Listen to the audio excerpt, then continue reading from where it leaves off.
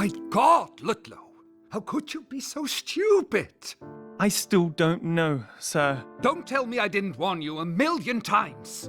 You are lucky that we are short on people with your skills, or I'd have demoted you there and then. I'm so sorry, sir. There is no way I could describe my regret for what happened that night. Why did you not lock your cabin when you were out? An honest mistake, sir. It won't happen again. It won't indeed, because I'm confiscating that weapon. But I still have my rights as an officer. This is my ship and... No, I'm not telling you again. You know very well what I mean. I know, but it's just... Your self-proclaimed privilege to walk around armed almost got an innocent man killed, Ludlow. A dear friend of mine. Was I wrong to trust you? Was I? I am an old fool.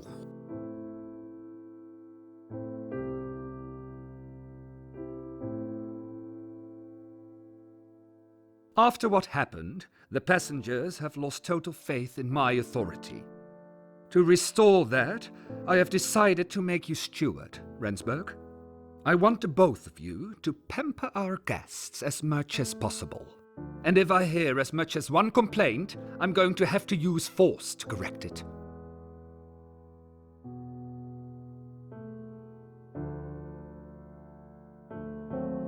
Thank you very much, sir. You're welcome, Rensburg. Without Brunswick and Ian, I can't afford to lose any more experienced sailors. You are not an experienced sailor, but you are a charismatic young man. I need a keeper of the peace who warrants a civilized atmosphere for our honored guests. I already informed our chef, Mr. Andra Aubertin, about your promotion. You will find him in the galley, where he will show you what duties a steward of the Herald has. Please leave now, both of you.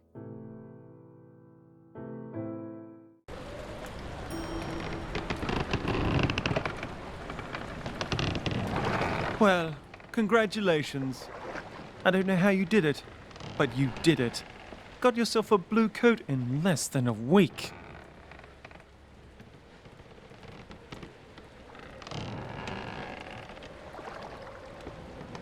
The captain was right, you know. You jeopardized the crew and passengers. That was not a smart move. Well, whatever the case, this is exactly what we need right now. Absolutely brilliant, Devon.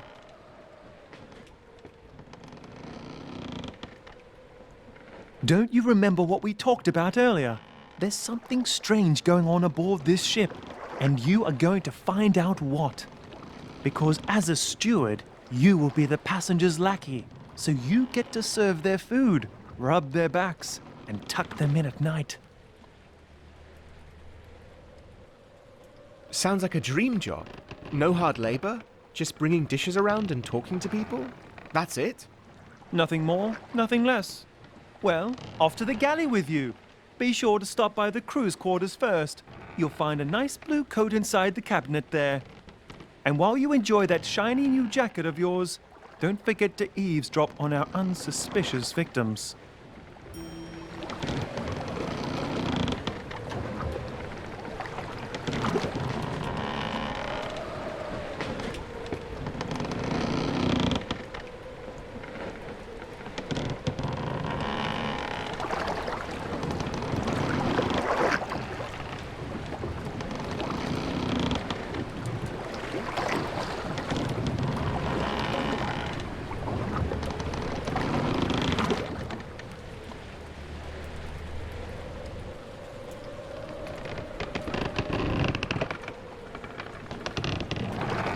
Looking through the grate, I could see the gun deck below.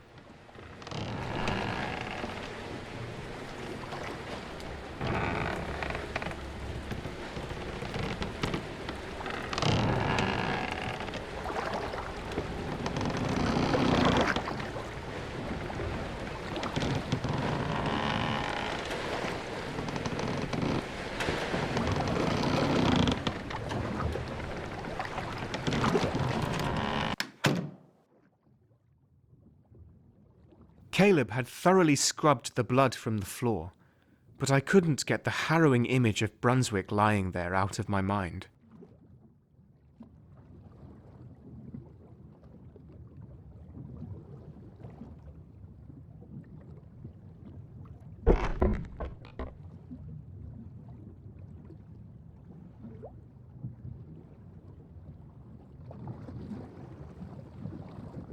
A blue steward's coat lay inside the cabinet, just like Ludlow told me. It felt strange to be its new owner.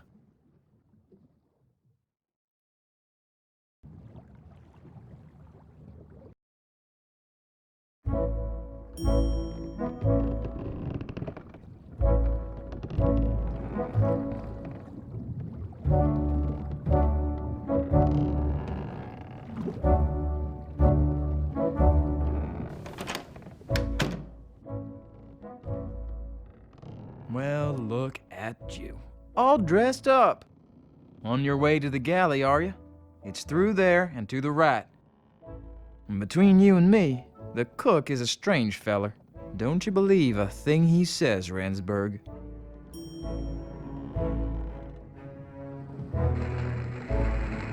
I wondered what him reading an amorous tale of the chaste loves of Peter the Long said about Caleb's love life.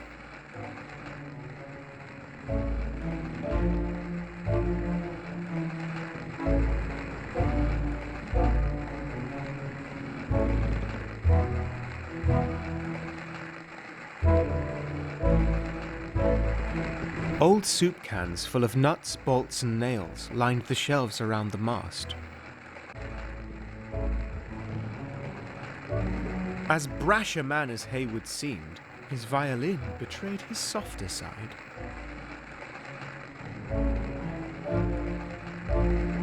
Spare sails hung in the net.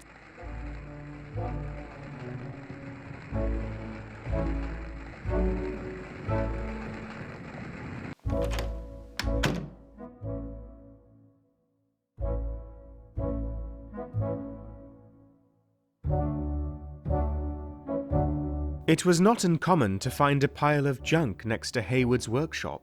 People generally tried to avoid him, so they often just dumped any tools they had used next to his workshop for the bosun to find on his way out.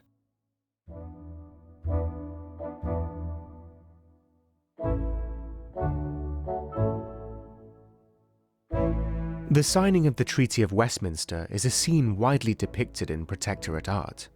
It is so revered because it represents a defining moment in the Protectorate's creation.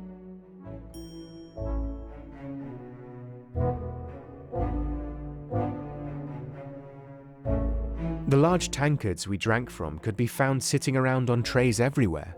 Not very surprising, since drinking is a sailor's favourite pastime. Day-old bread was put on the table next to the galley, providing a quick snack for sailors passing by. Undra's own fondness of fresh bread usually resulted in an excess of it. The tin plates we ate off gave a metallic taste to all the food that had touched them. It couldn't be healthy.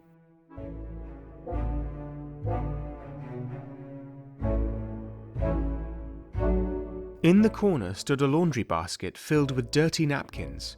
I wasn't surprised, because the senator usually requested a new one after every single bite. Such wastefulness.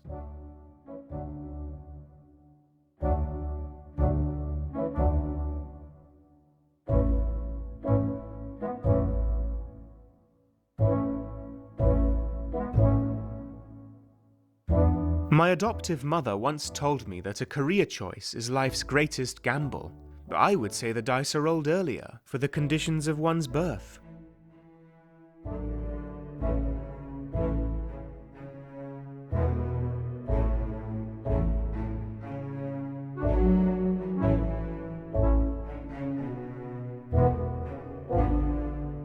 It seemed that many of Lewis's books were about botany and zoology. That is something I hadn't expected to discover about him. He seemed more the religious type to me.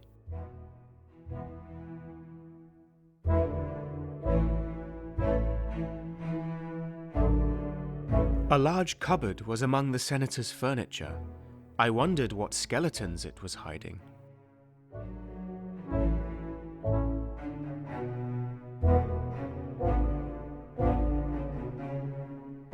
The door to the cargo hold had been locked shut when we left the capital.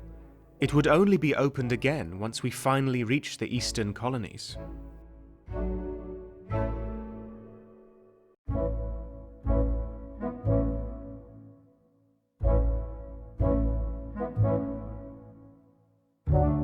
A particularly large painting was carefully covered with a blanket.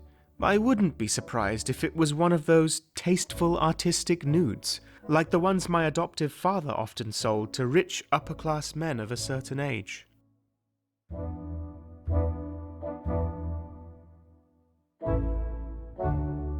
Even with a blue coat, I wasn't allowed to enter the first-class cabins without a clear invitation by one of the passengers.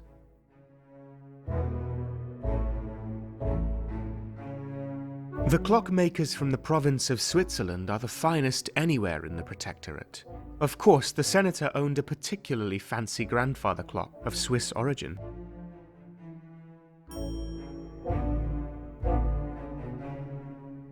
A strangely shaped object stood in the corner of the gun deck. I couldn't really see what it was, but I had an inkling.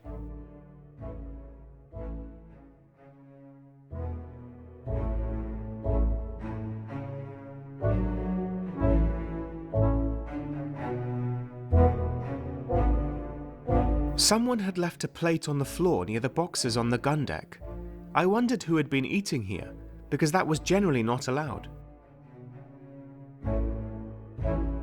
The gun deck was littered with all kinds of boxes that contained Senator Morton's belongings.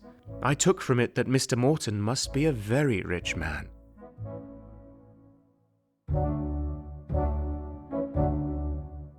Empire-style sofas seemed to be all the rage in the capital. The bulky and decadent design didn't make it hard to guess where the style originated, the province of France.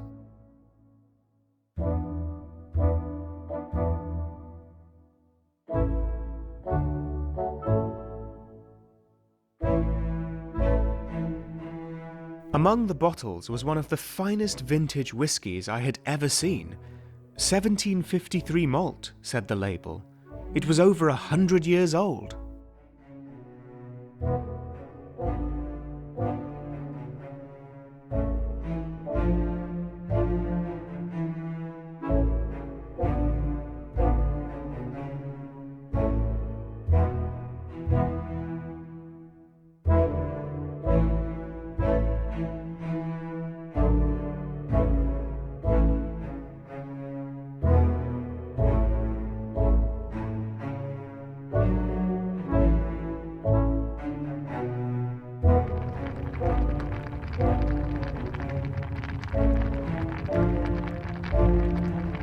Ah, my new help has arrived.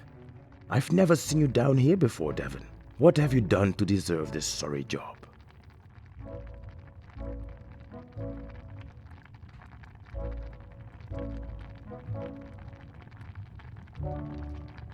The captain believes I'm better suited to working with people than with ships, and so do I. Well, he gave you a blue coat and took from you a sailor's life. You are a servant now. A servant at sea, but a servant nonetheless. What does a servant do, you ask me?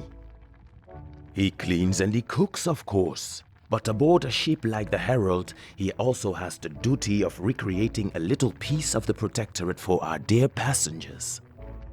Lest they forget they're still part of it.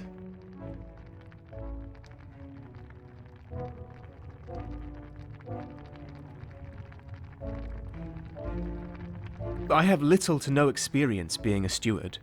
I'd be glad if you could show me the ropes.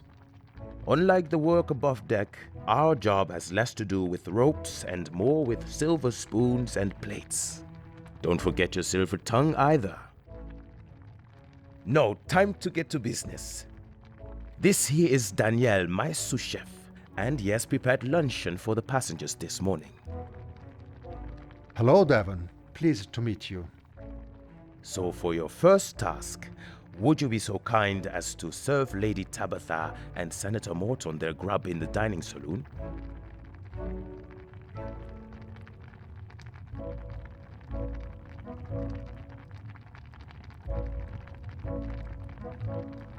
I'll do my best, Mr. Aubertin. I'll make sure our guests are well looked after. I'm sure you will, Devon. And please just call me Undra. Now, remember to return here after you're done so I can give you your next assignment.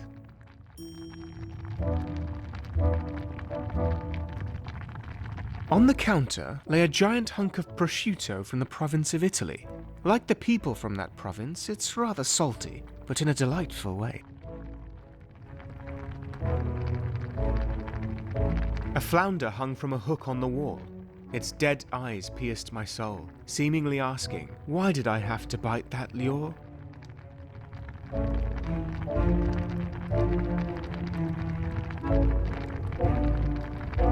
Little bits of food were still stuck on the inside of the pan. It seemed like Daniel had been in a rush when he washed the dishes.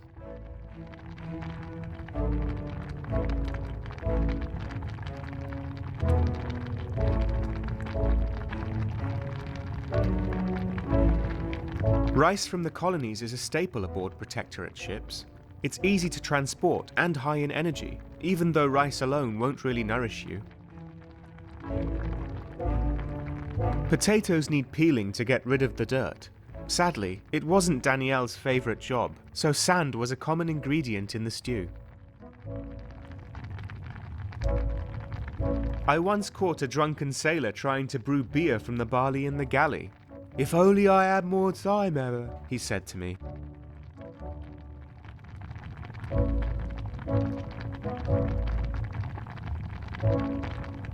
Cans of beans, peas and pickles lined the wall. The necessity of canned food meant it was kept on stock in abundance.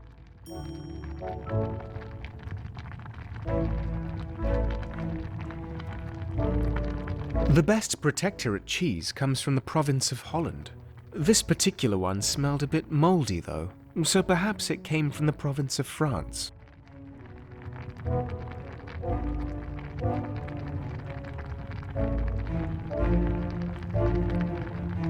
The few herbs I could find in the galley were often dried and stale.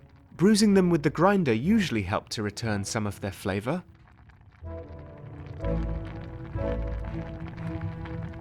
A lone onion lay lost on the worktop. The mere sight of it almost made me cry.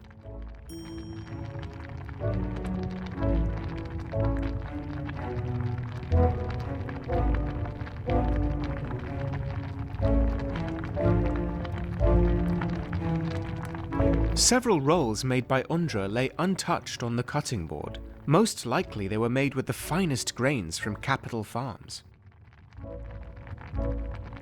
The most prominent thing about the galley was its giant stove. 4 burners and 2 ovens. Quite lavish for a merchant ship.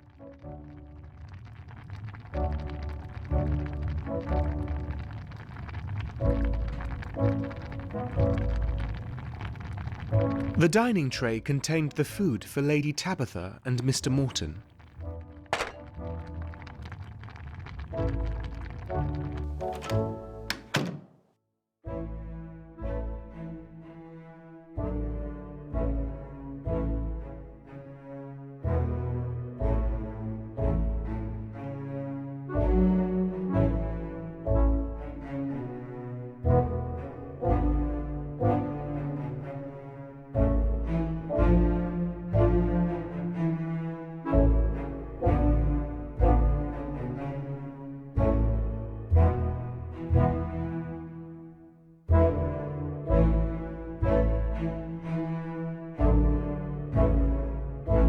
Even with a blue coat,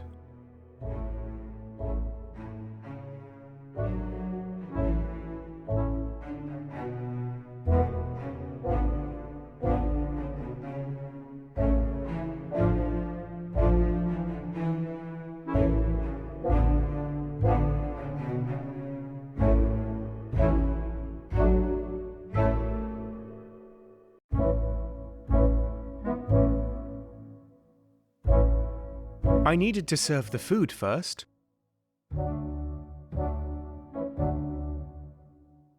Robert Stockson didn't pay as much as the first-class passengers, and there was no room for him among the crew, so he got a hammock on the gun deck. A blessing, since he snored like a bear. One day, when I was cleaning the gun deck, a letter fell out of Rob's trunk.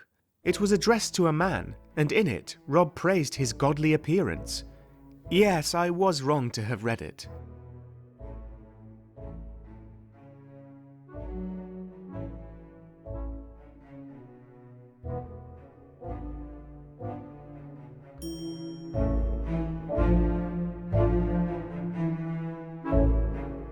One day, when I was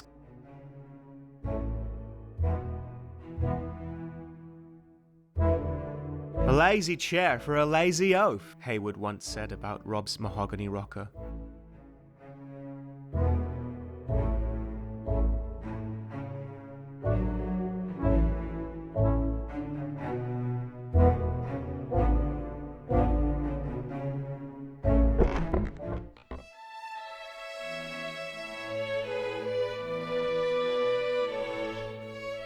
How despicable that the captain did not see this coming.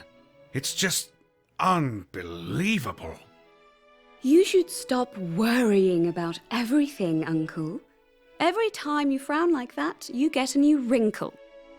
I'm a man, Tabitha. Wrinkles give me character. And besides, I can't waste my time on silly things like that. Why shouldn't a politician care about his appearance? Your line of work requires you to persuade others. A dashing appearance would surely give you an advantage. Who said I didn't care about my appearance? Am I not dashing enough for you? Well, you could try and follow the latest trends from the colonies. Colourful and less stern. More brisk. I represent the Protectorate, my dear. Not some exotic roadshow. But what if I wanted to dress myself more like a member of an exotic roadshow? Would that be acceptable? Now don't get any ideas, Tabitha. Your father...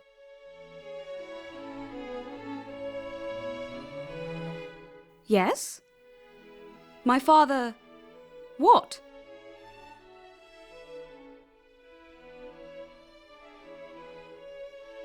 Your father wouldn't approve, my dear. Indeed. But father's not here.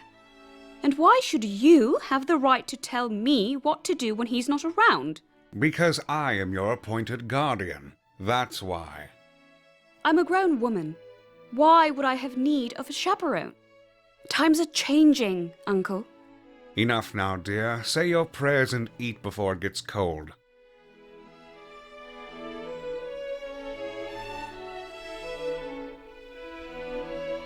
Could you pass me the salt, please?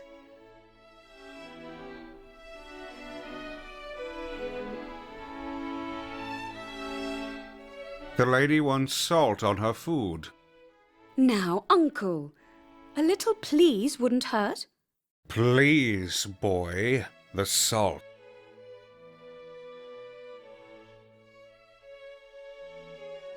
How much salt would please the lady? I can do it myself. Thank you. Tabitha, let the boy do his job.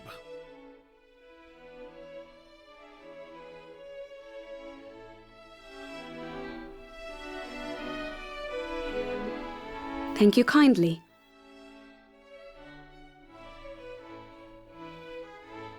What was that supposed to mean? If I ask you to sprinkle some salt, that's what you should do. Now show me you know how to sprinkle, boy. Give me some salt.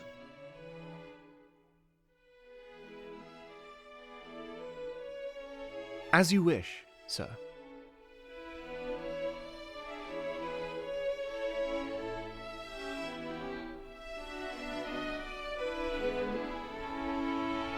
That's how I expect it to be done.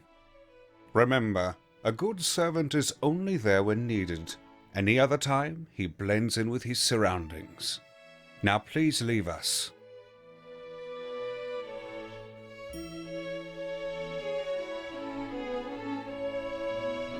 There was a painting of a girl in the dining saloon. As cute as the image was, it also made me worry, since I had recently heard rumors about toxins in certain types of makeup.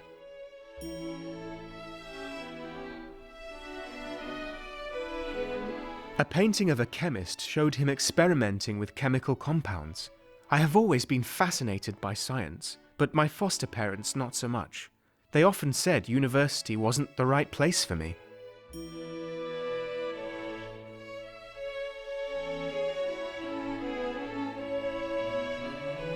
We sailors had to sleep on a hard mat inside our bunk, and we ate our meals sitting on hard wooden benches, yet there were so many cushions in the saloon that no one used.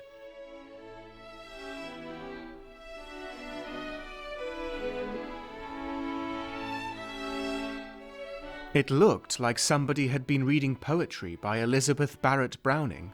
I only knew of The Cry of the Children, which was stirring up politics when I left the capital.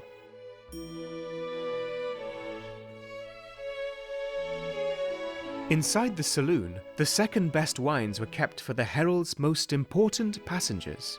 The best wines were in the captain's cabin, of course. The bulky buffet trays used aboard the Herald were difficult to carry when filled to the brim with food. I almost dropped one once. I'll never forget the dance I made across the 'tween deck to retain my balance.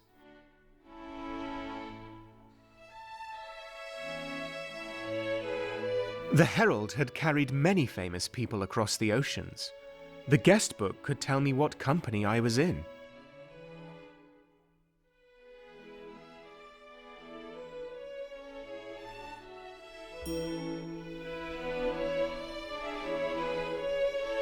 The image depicted a quite handsome man holding a scroll.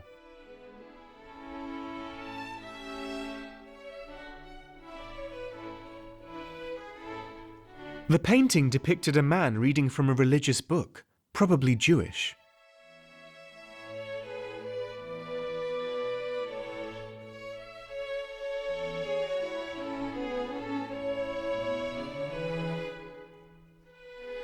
The painting of the zoologist with the sloth always amused me when I walked past it. There was a painting of a lawyer on the wall. The captain once told me it held an honorary place aboard his ship for very personal reasons.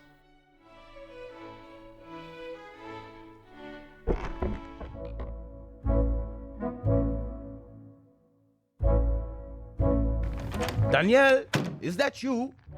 Can you hand me the saucepan?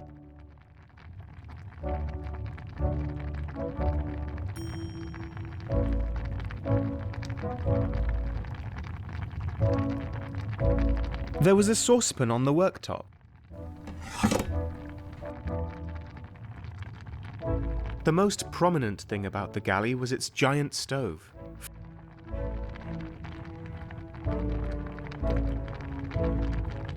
Oh, Devon!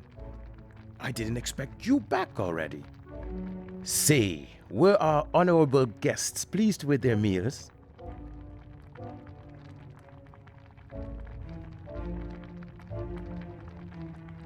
Lady Tabitha seemed very pleased. Only Lady Tabitha? Well, don't fret. It is not the first time we failed to please the upper gentry. No time to dawdle, though. These meals here need to go to Officer Brunswick and Dr. Garrick. You can find them both in Brunswick's cabin. Oh, and keep an eye out for Daniel, will you? I don't know where he is, but he has a knack for dozing off on the job. Send him back here if you see him.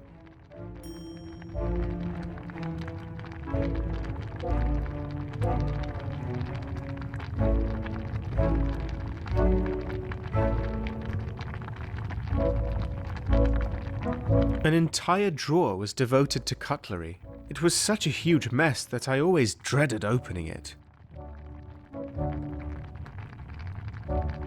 It was a recipe for Undra's famous butterscotch treats.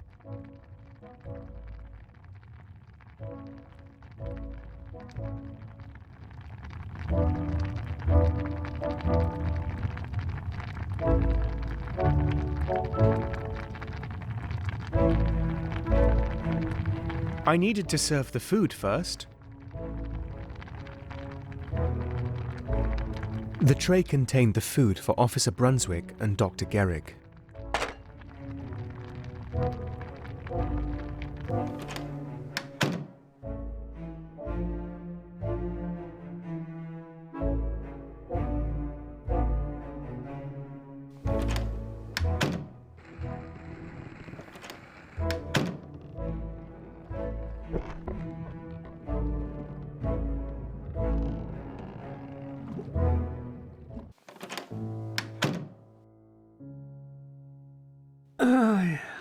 I'm so... Why? Don't break.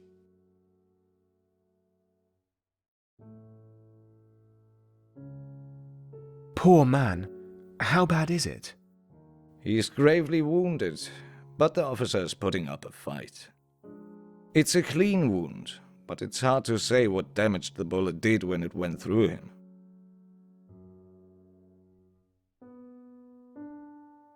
I don't have the tools to operate out at sea. Please, no, it's precious. You're... Stop. Shh, don't fight it, Rupert.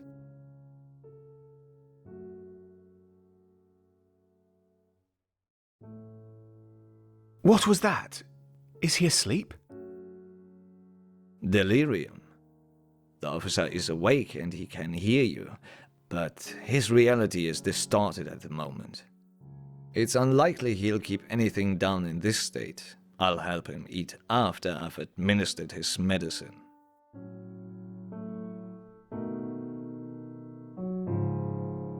Devon?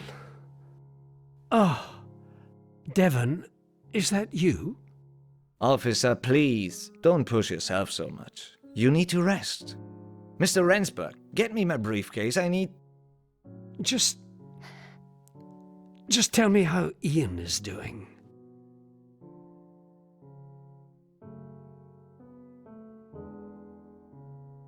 They put him in the brig.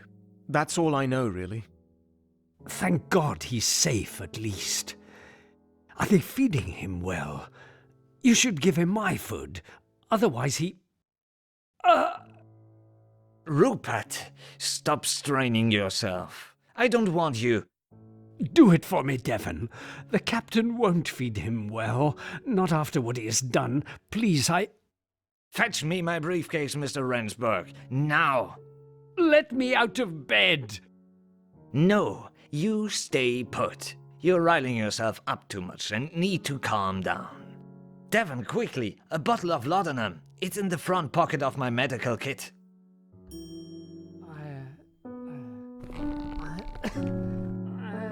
Several bottles with various pills and ointments were in the side pockets of the bag. There was a bandage in the bag. There was only one bottle of laudanum left in Gerrig's bag, and even that was half empty.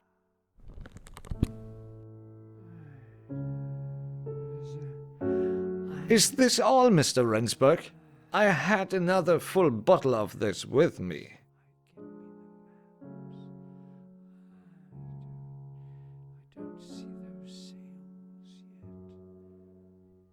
Are you really sure you had more? I'm almost 100% positive. I always take a few extra bottles with me on a long journey. Laudanum is a very common mixture of opium and alcohol. It's used for quite a few ailments. I can't have used them all up already.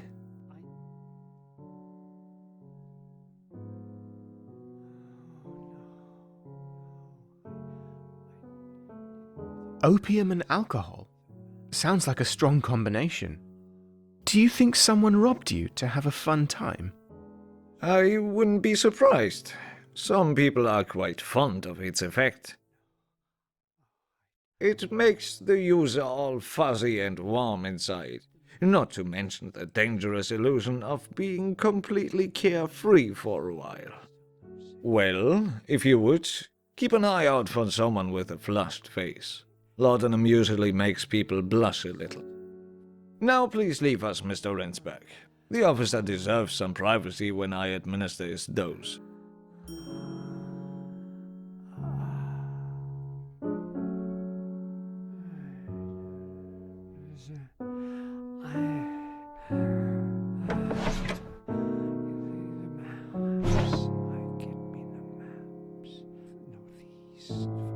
Looking through the Merchant Navy's handbook, I discovered that officers are usually allowed to carry guns, but other members of the crew are not.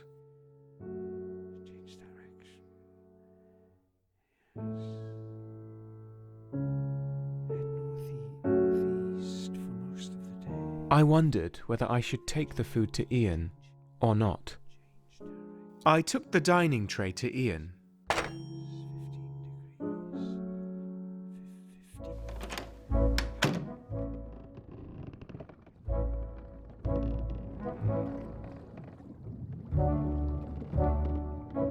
I needed to serve the food.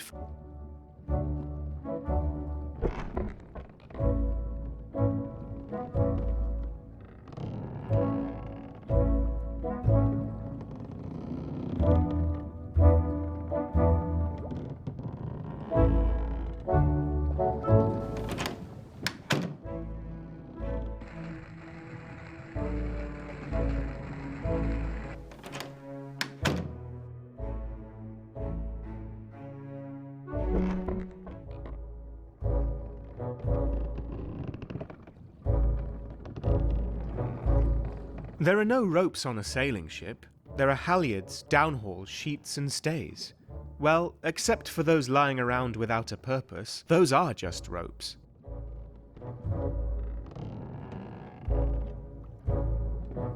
It was unusual for a box of indigo to be present on the trip towards the east. Either it had been forgotten, or it had some use in ship maintenance. The cheapest of liquors is rum, and the Herald carried many barrels of it. A favourite among sailors, it was only allowed to be consumed at 1 tot a day, about 1/8 of an imperial pint.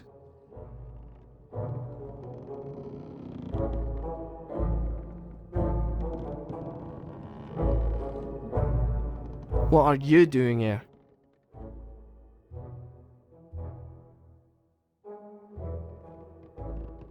I have some food for you.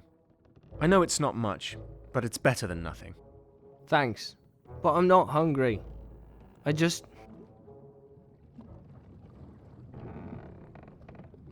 Damn it, Devon! Why did he not understand? I never wanted his pity, his poetry, his guidance, or any of his well-intended advice. I wanted none of it.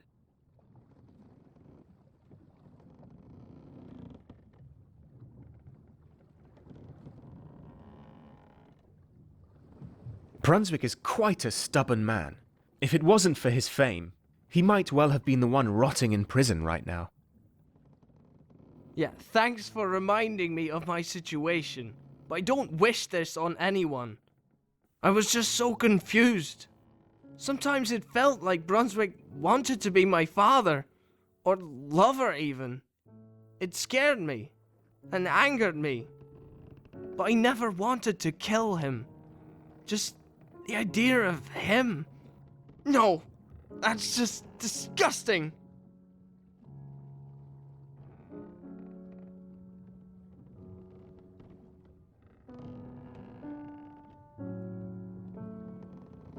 Well, it sounds like that didn't happen yet. So stop thinking about what might have been and pray for Brunswick's quick recovery. Because if his condition worsens, he will die, and then you really will be in trouble. I really never meant for it to come this far. It just got too personal, and when he demanded I apologize for breaking the compass, I just snapped.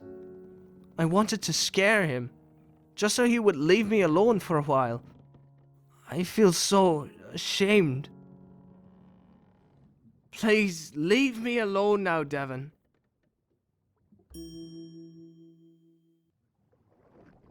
Sometimes people get drunk and rowdy, or they just turn out to be criminals.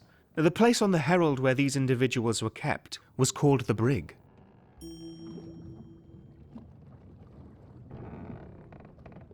A locked box could contain literally anything. Sometimes I wondered what secrets some of them carried. Probably just more of the Senator's junk, though.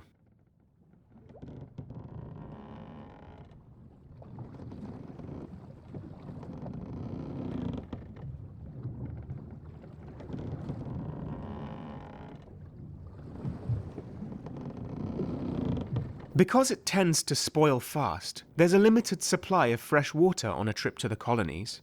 But grog, a mixture of water and rum, can be kept fresh for much longer.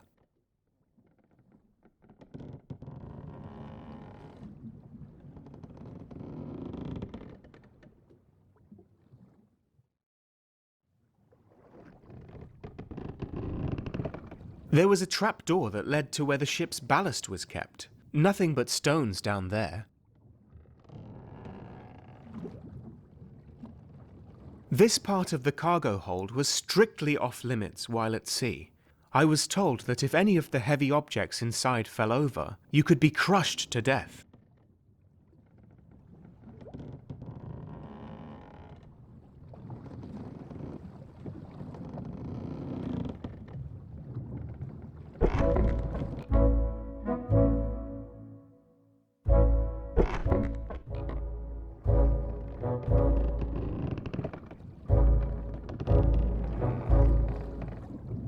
The carpet was soaked with Officer Brunswick's blood. As it was beyond repair, Bosun Hayward had dumped the rag in the cargo hold.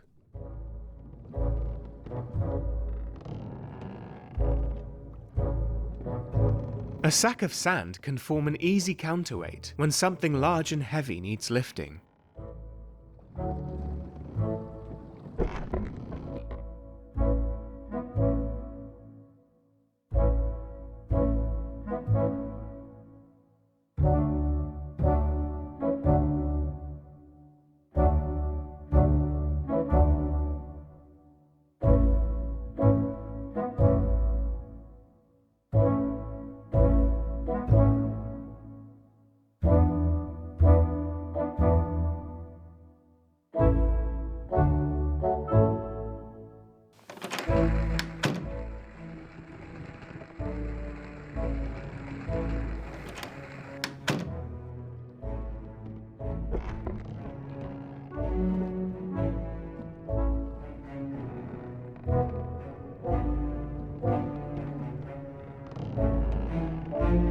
I needed to go to the galley.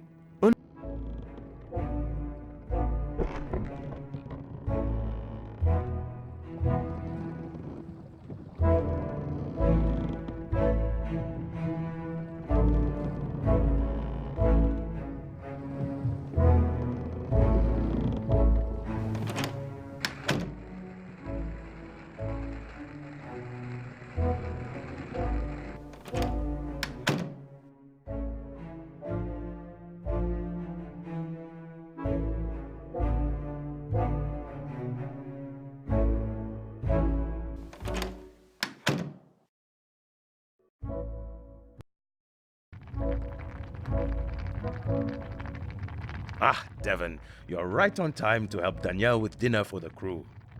Are you a good cook? As if anybody can make a decent meal in this kitchen. Galley, Danielle. You're on a ship, remember? Really? I almost forgot. I was wondering where all the water came from. Yes, you are still quite wet behind the ears. Now, boys, the water is cooking, and I expect you to make me proud while I clean and set the table. So get a move on and make me a nice stew.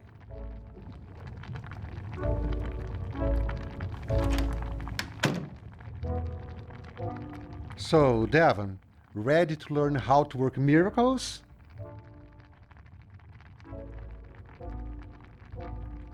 I am quite eager to learn anything new. Do tell me what I need to know.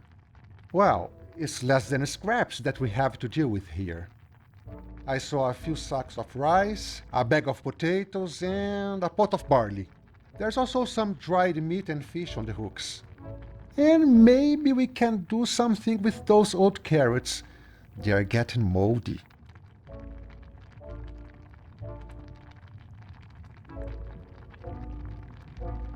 That should be enough to make a good meal from, don't you think?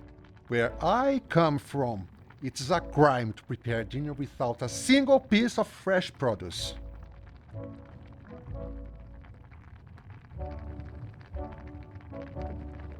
Where are you from, then?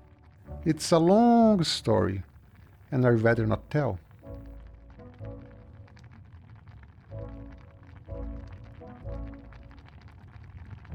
All right, we need a good hearty base for our stew. Could you find me either a bunch of potatoes or a pound of barley? No rice, please. I really hate rice.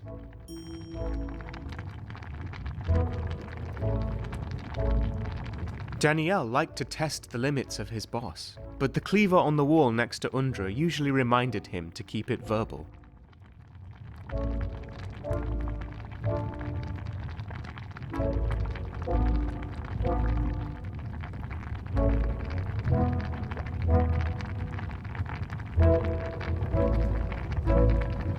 It was a sack of barley.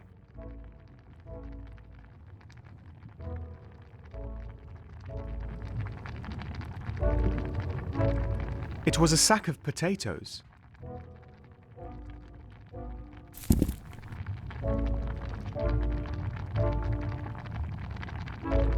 Potatoes, huh? You have good taste. Hey, Devon, that Protectorate blue, it really looks too good on you. I mean, why does the captain like you so much?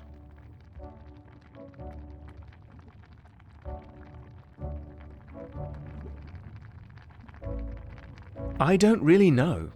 Do you think he does? Well, obviously, but I have heard about what happened with Ian up on deck. I just never expected the captain to reward you for that.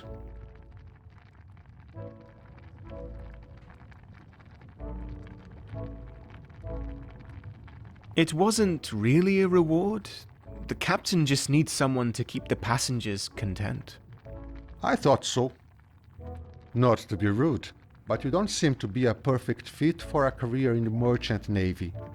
You do look like a good servant, though. The captain must believe that having a steward to preserve some form of etiquette will help keep Morton at bay.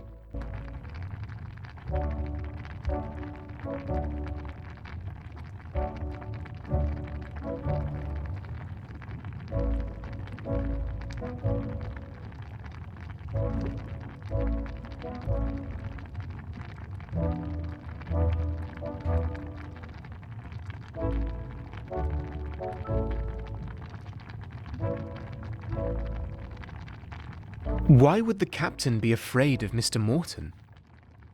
Afraid? I don't think so. Our captain just plays along with Morton's game.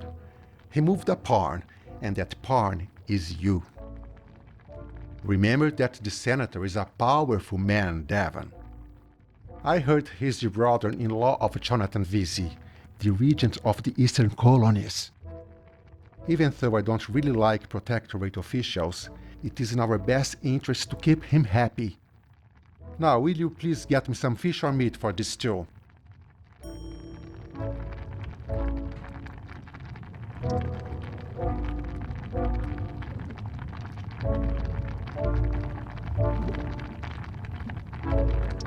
It was a slice of cured meat.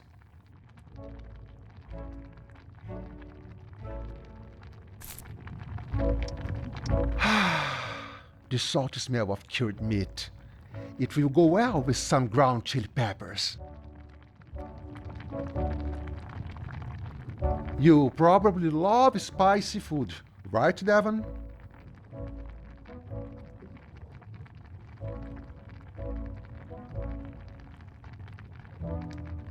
Even a dash of pepper freshens up most bland Protectorate-made dishes. Good chili peppers do wonders. Well, it's a shame then that we don't have any aboard the HLV Herald. They would have made this dish a lot more edible.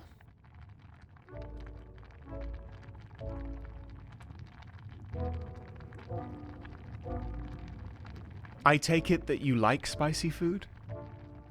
Forget about the spicy food, Devon. It's... Sometimes you suddenly realize that you dearly miss something you left behind. It can be as small as the taste of a tomato salsa prepared with fresh Malagueta peppers. But sometimes it's about other, more significant things.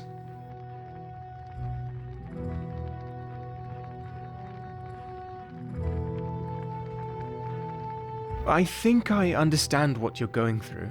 It must be hard to be at sea, always far away from your family. The peppers grew in my garden, Devon. Every day of summer, a girl I knew would pick the ripe ones at noon, and I would watch her while she did.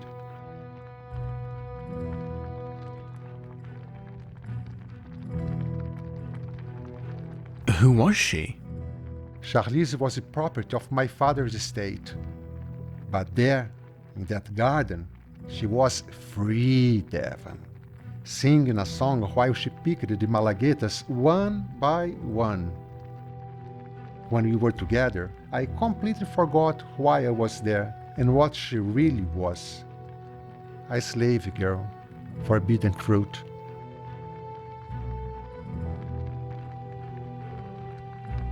Did she like you as much as you liked her? Oh, yes. I won't go into detail, but I am sure she did. We were also quite reckless. After numerous hot-blooded encounters behind a particularly beautiful pepper plant, I one day dared to brag about my exploits to my friends. When father found out, he said I had besmirched our family name, and worse, that of my fiancée. I felt ashamed. I never dared to face Charlize again.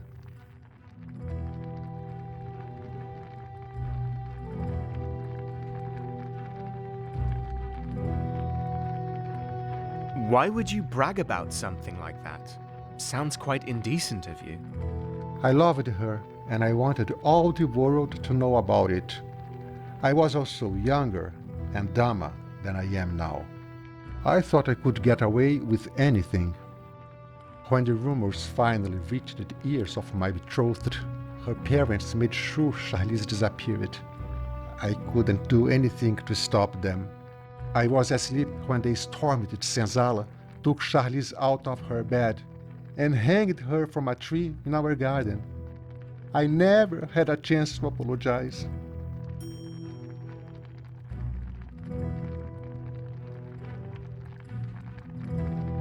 I'm so sorry.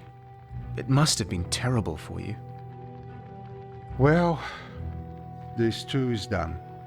Go serve the crew on the twin deck. I'll be right there.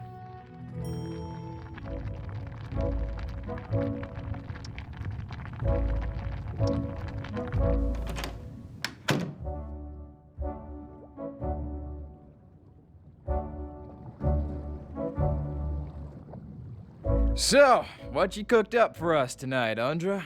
Another disappointment? You alone bring enough of that to the table, Caleb. Besides, I wasn't the one cooking tonight. If you were not cooking, Undra, who was? Danielle, together with Devon here, made a fine stew for us. You trust your kitchen to Ransburg? Galley, Caleb. And yes, I do. Well, it can't be worse than your tasteless grub now, can it?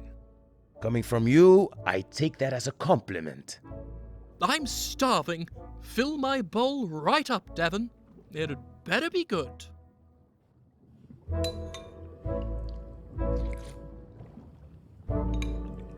Oh my, taters and nice big chunks of meat. Your boys have taste, Undra. If salty is to your liking. Say, didn't we have the same yesterday? Whose recipe is this anyway?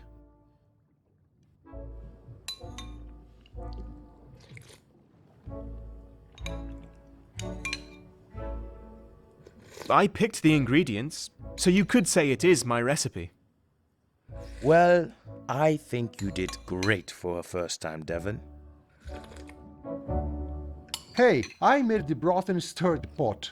Don't pretend that's not important. I knew we were missing someone. What are you sneaking around the deck for all the time? You were back there? Did you hear any strange sounds? I heard some eerie noises last night from the direction of the cargo hold. What are you talking about, Rob? The cargo hold is locked while we're at sea. No one can enter till we make port. But bosun, I've heard it as well. Ludlow? Where did... It was just a few nights back. I was walking to my cabin, and suddenly the air around me went icy cold. Then, out of nowhere, comes this ghostly tune, mesmerizing me as I walk across the tween deck. Before I know it, darkness creeps over me. The next thing I remember was waking up in the crow's nest at 3 in the morning. When I heard it, I could swear there was singing too. We're all doomed, bosun.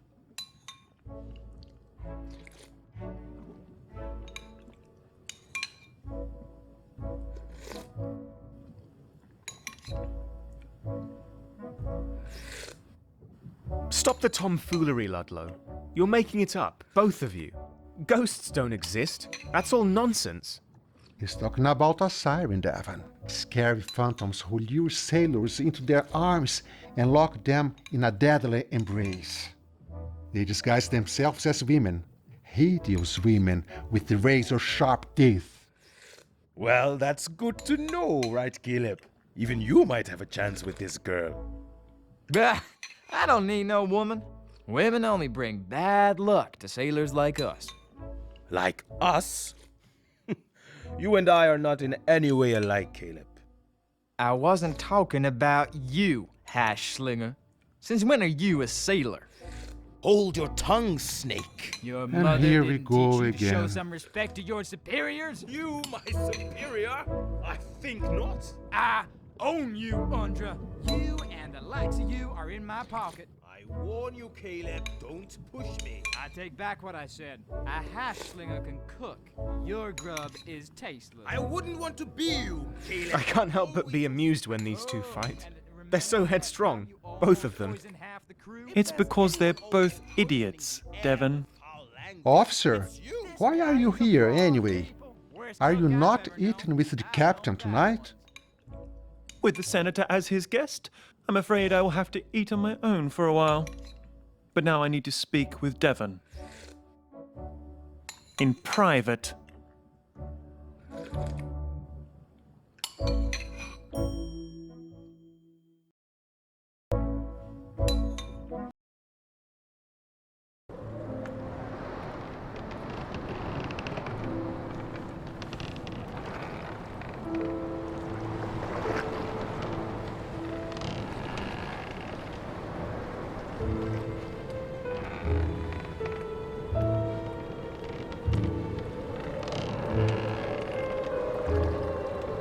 Good. We're finally alone.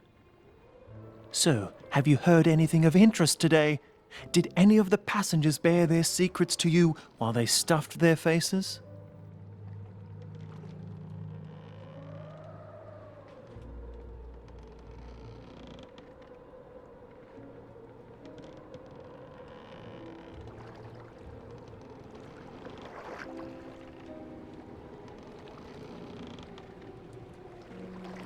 Some of the crew really seem to think that the Herald is haunted.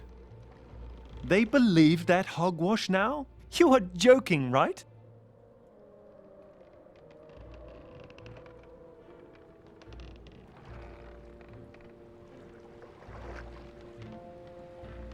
No, I think that because of you, some of the men are actually afraid now. And they call themselves men? What a joke! What else did you hear?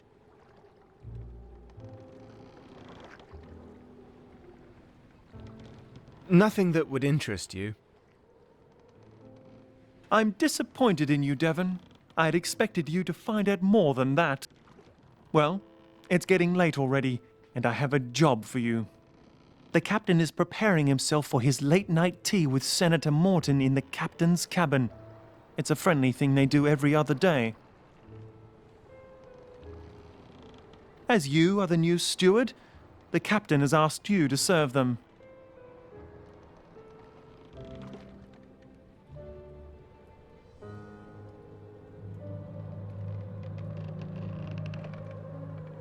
You set this up, didn't you?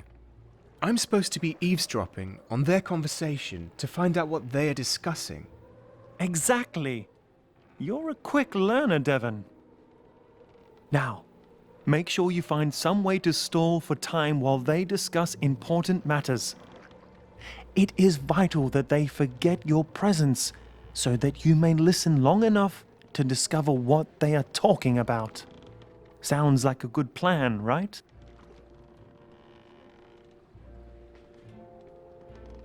It's a plan, but I'm not sure about it yet. Well, you don't really have a choice. They're the captain's orders, after all. Go on then. They're waiting for you in the captain's cabin.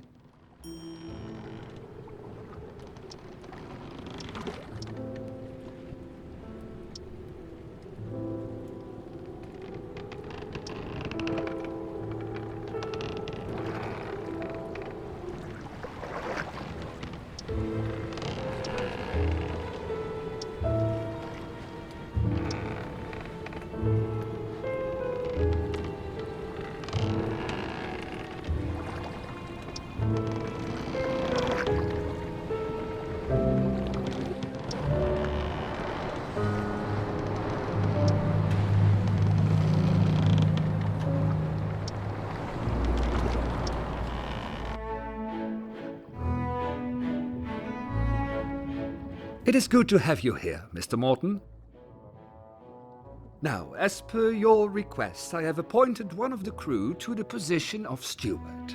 I'd like you to meet Mr. Davin Rensburg. Perhaps you have noticed some of his work today? No, I don't think I have. What does he do?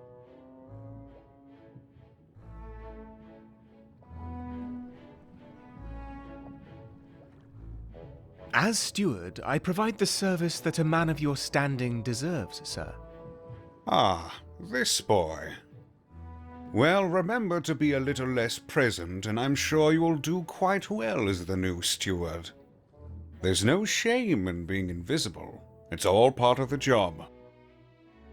He is right, you know. Now fetch us some tea, Devon, with a soothing splash of brandy, please. I keep a flask of eau de vie in the cupboard behind the stairs.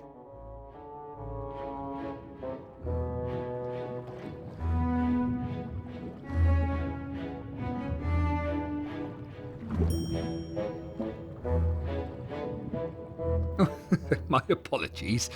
It really is all very new to him. Now, what is it that you'd like to talk to me about, Lewis? Nothing in particular. I just wanted to check on you. See if you needed any help or perhaps moral support.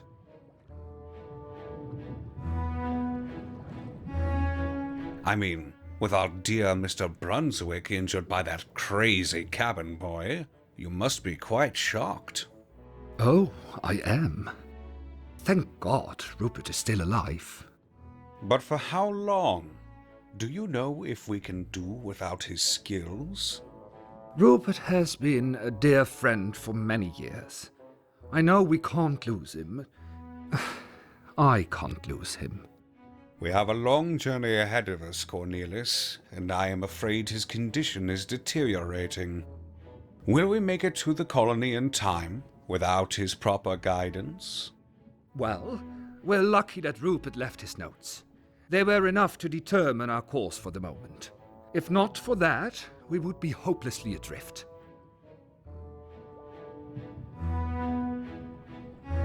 I realized that if I acted busy, they might keep talking as if I weren't there, if I dared to keep them waiting.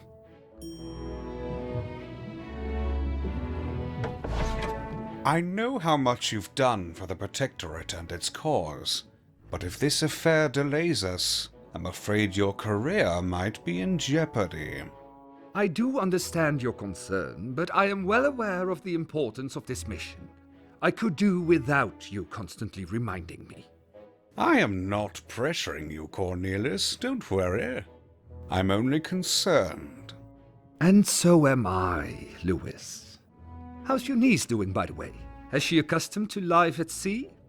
I think the sea breeze had her a bit on edge the past few days. She's trying to push my buttons all the time. Sometimes it's hard to admit, but Tabitha frequently reminds me of her aunt. She's got the same feisty way of talking. Quite unladylike, but undeniably charming. I wondered what else they might have to say.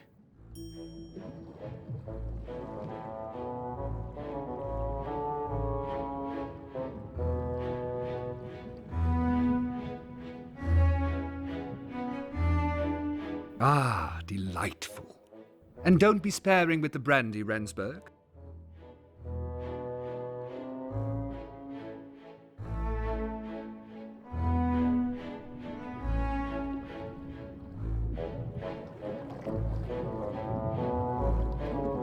Get yourself to bed. I expect you to bring me my breakfast in the morning.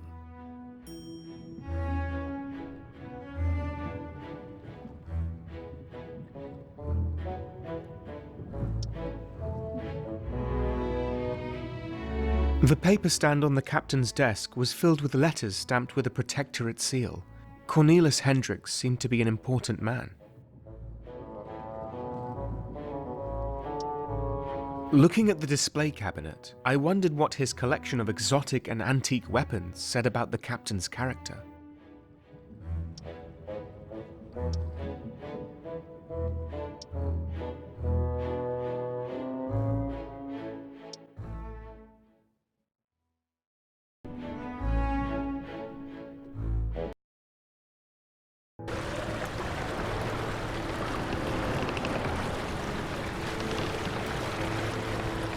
Devon! Oh, Devon, thank God you are still awake. Everybody is calling me a fool, but you'll believe me, right?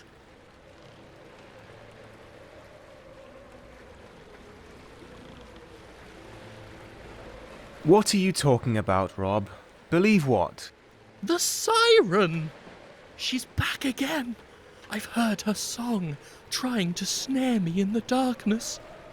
The she-devil wants my soul.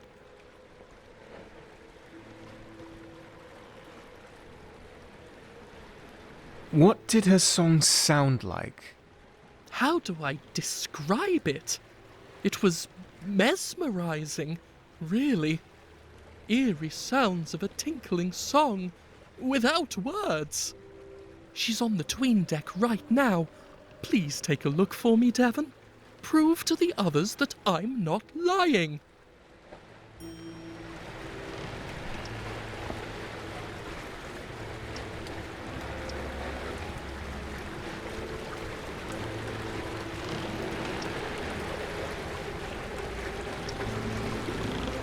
The music seemed to be coming from somewhere on the 'tween deck.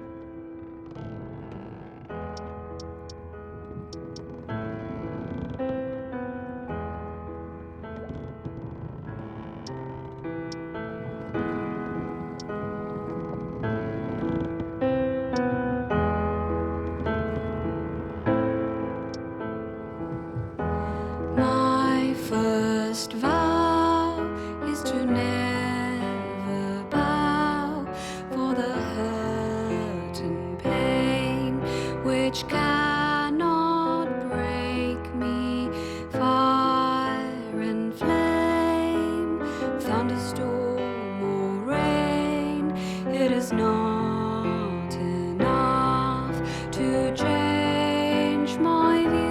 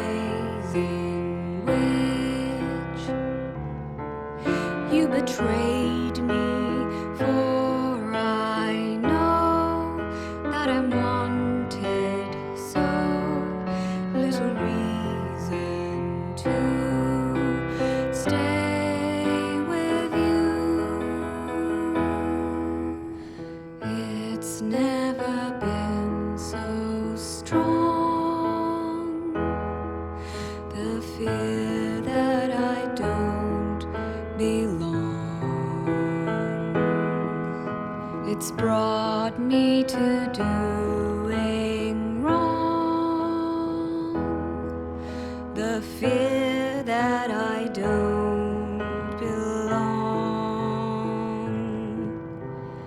Final vow, need to learn somehow to be poised and proud.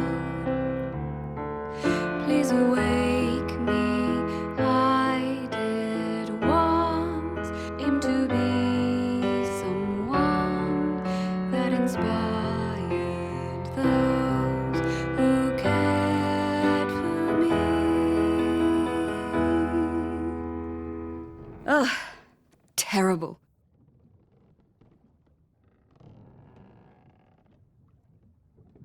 Don't you think so?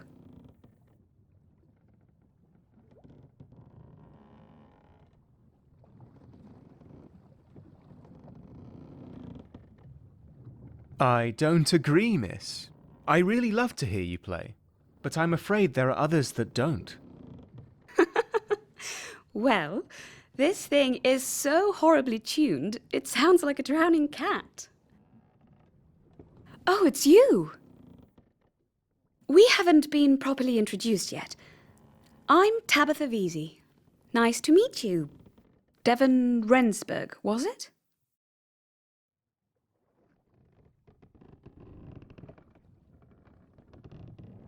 Yes, but Devon will do, Lady Tabitha. I've heard all about your heroic actions with the insane boy. That was very brave of you, Devon.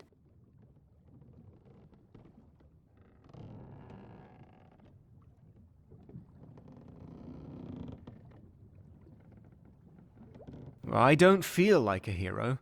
The boy's locked up now, and I feel sorry for him. I am sure you did everything you could to protect us from harm. For that, we owe you our deepest gratitude. What was that?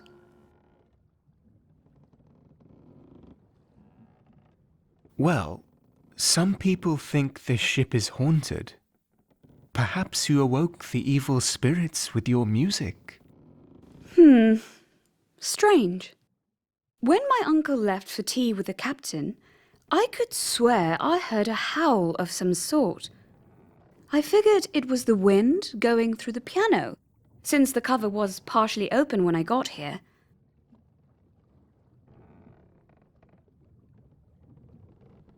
You seem distressed. Would it calm you if I took a look between the furniture? No, please, stay here. I like your company. Quite a lot more than my Uncle Lewis's. Don't get me wrong, but being around him the entire day can be pretty frustrating. He's so imperious and self-indulgent. It drives me mad.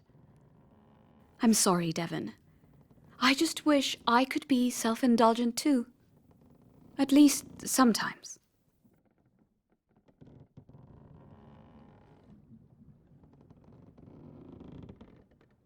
The world isn't fair, is it?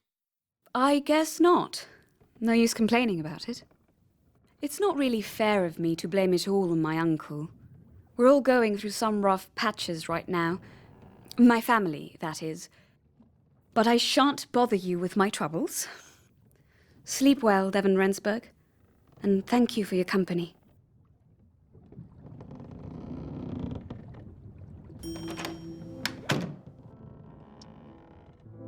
In the corner of the gun deck stood a piano.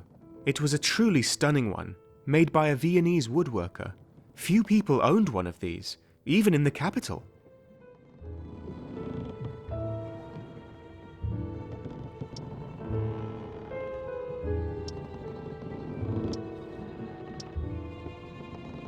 The door to the cargo hold had been locked shut when we left the capital. It would only be opened again once we finally reached the eastern colonies.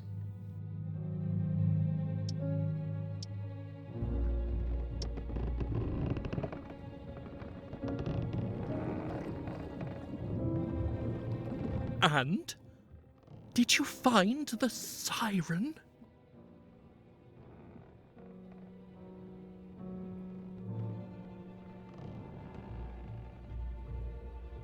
Don't worry, it was only the air breezing through the senator's piano. Someone hadn't closed the lid properly. What? Really? Oh, I'm such a fool. Thank you, Devon. Thank you for checking that out. Oh, and my apologies for keeping you awake.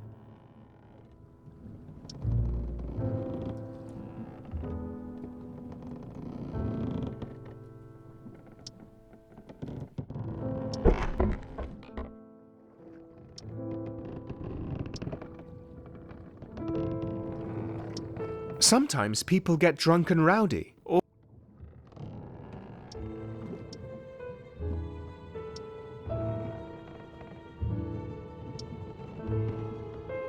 this part of the cargo hold.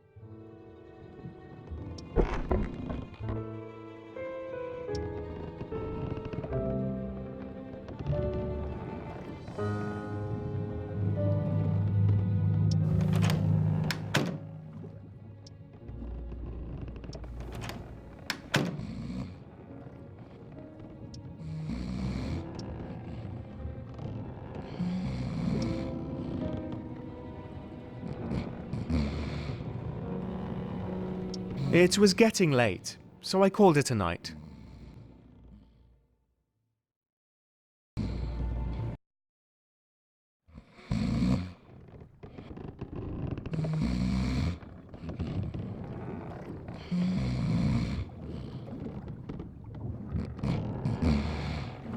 Psst, Devon! Devon, wake up! You are the only one I can trust with this!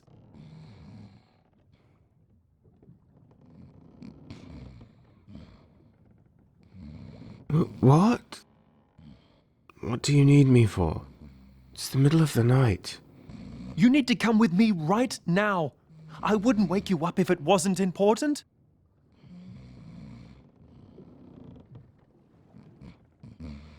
Ludlow, just tell me what's the matter. I'll explain in Caleb's workshop.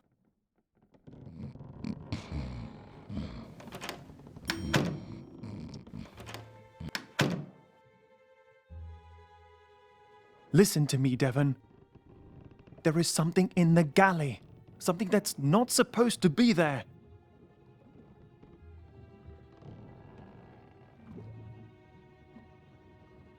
What do you mean, something? Are you sure it's not Undra? Does Undra often sound like a cat in heat at this hour? No? I thought not. I was turning the winch when I heard this faint wailing sound coming from the grate next to it. I had decided it was probably the wind when I suddenly heard it again while I was inspecting the bilge pump. But this time I saw something walk across the 'tween deck too.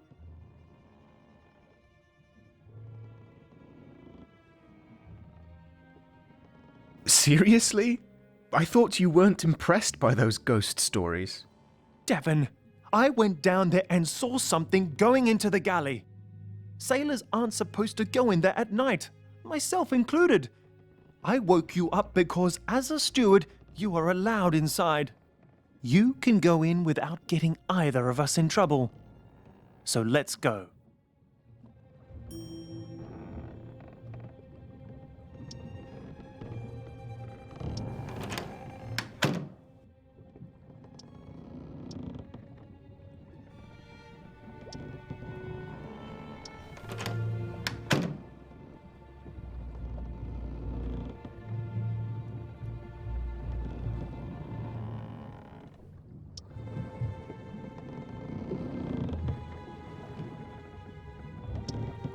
It was too dark to see anything.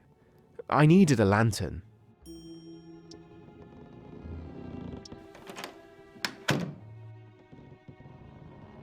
And? Did you find anything?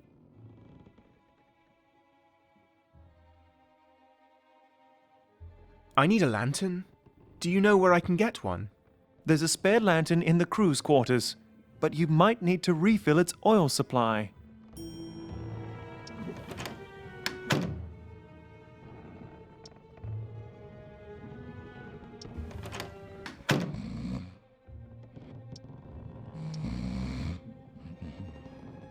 There was a lamp in the crew's quarters.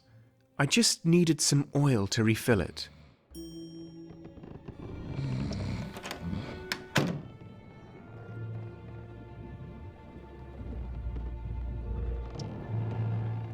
I imagined Haywood sitting at the sewing machine, sewing a pretty dress like a dainty old lady. Even the grinding wheel couldn't sharpen some of the dullest blades aboard this ship.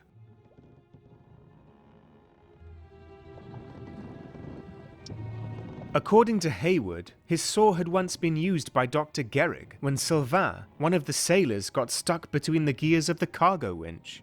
Since that day, it's been a lot easier for me to tell them brothers apart, he added with a smirk.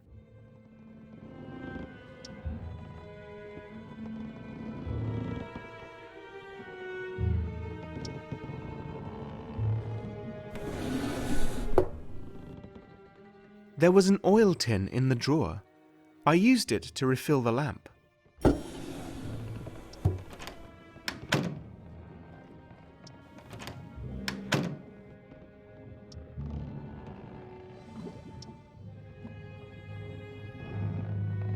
The cupboard was a mess. Someone had rummaged through it quite recently and left a trail of crumbs.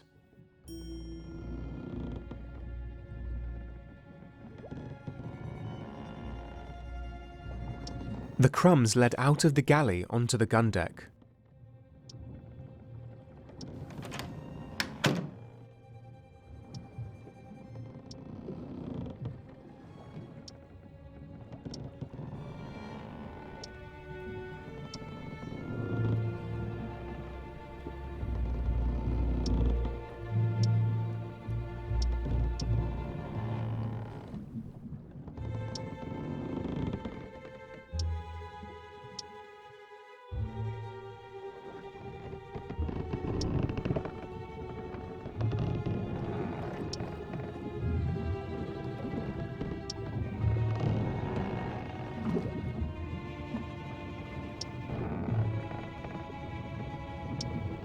The gun deck was littered with all kinds of boxes that contained Senator Morton's belongings.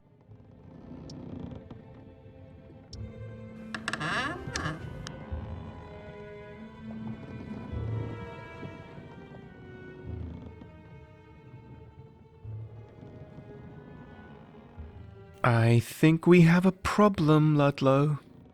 Let me see. It's a little girl. But who is she? And what is she doing here? Do you think we should wake her up?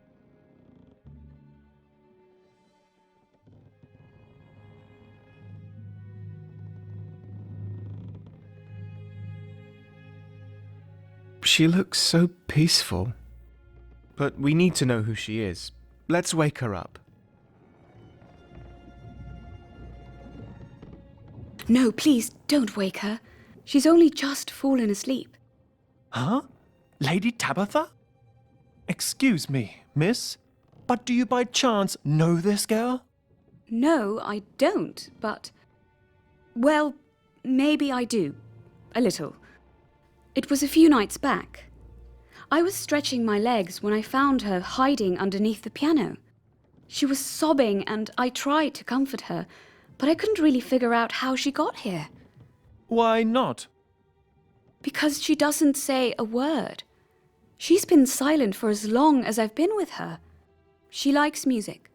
That is all I know.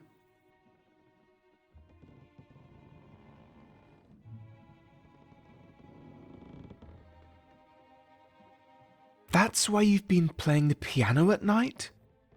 Yes. I hope it didn't cause you too much trouble. I wasn't sure it was a good idea to tell anyone about her. I didn't want to stir something up, not after what had happened with the cabin boy. You were right not to trust anyone. In my experience, the Protectorate handles stowaways quite harshly. Corporal punishment has only recently been banned for petty crimes, but trespassing, that is still a capital offense. But they wouldn't beat a girl, would they? I've seen it happen with boys. Why are girls any different? Punishment or not, if my uncle found out there was a stowaway on board, it would disgrace the captain. I don't want to be responsible for that.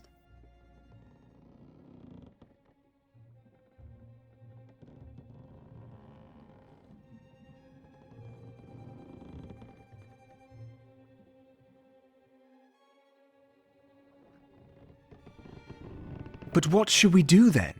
She can't stay here. Not in that box. Can't Officer Ludlow take the girl to his cabin for the night? That way, we buy ourselves some time to discuss a solution tomorrow morning. Good idea. She can enjoy a nice warm bed.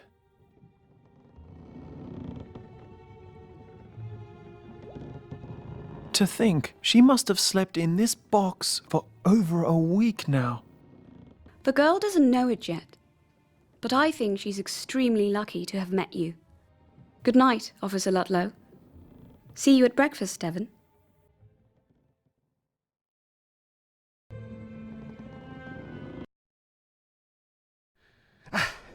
Aye! What are you doing? Just give me 5 minutes, Undra. I'll be right there. Danielle! You know it's your job to collect the eggs from the coops. I'm on my way already. Just... How do you expect me to serve breakfast like this? By the time you are finished, it'll be time for luncheon. Scarumba! What? Stop bossing me around. Let someone else do it for once, okay?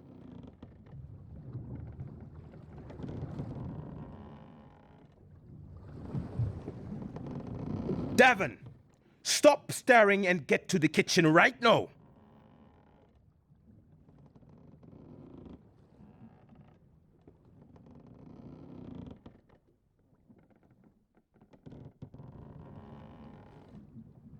I'll be on my way, sir. Good. There's a pot of tea in the galley waiting to be served to Mr. Morton and his niece. Get to it, boy.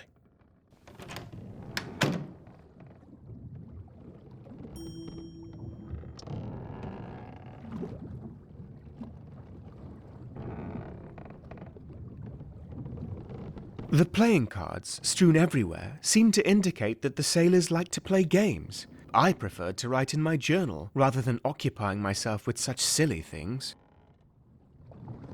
On the table stood an open bottle of wine, and there it remained for the rest of the voyage. Maybe I should have taken it to the galley to be used as vinegar.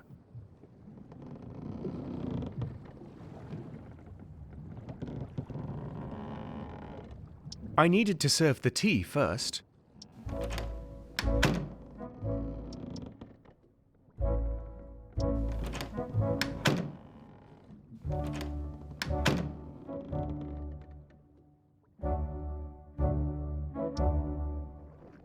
The dining tray contained tea for the passengers.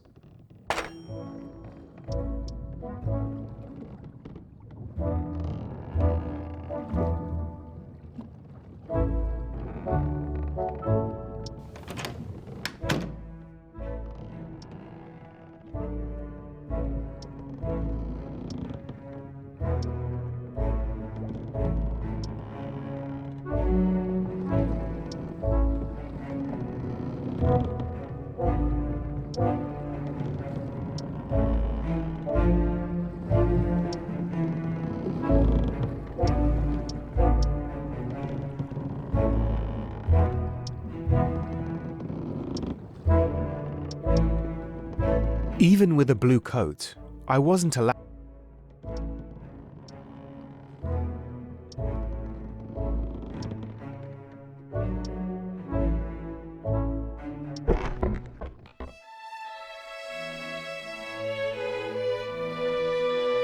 Good morning, Devon. How are you?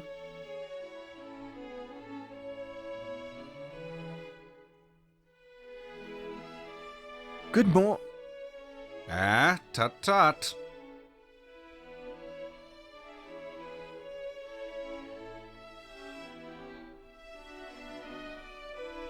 Good. You're a quick learner. Now pour me a cup. Uncle? Just something between Mr. Rensburg and I.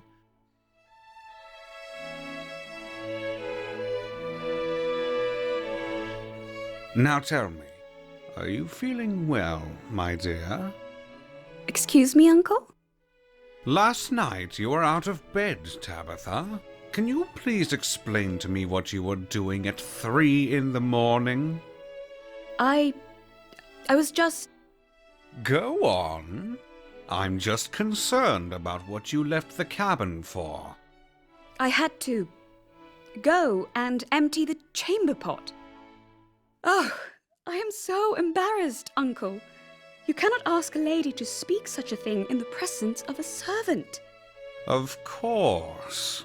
The chamber pot. Then why did I find this kerchief on my piano this morning? That is not mine, Uncle. I have no idea whom that belongs to. I've heard rumors of someone playing on my piano at night. But you were in our cabin most of the time, weren't you? Yes, Uncle, I was. Reading.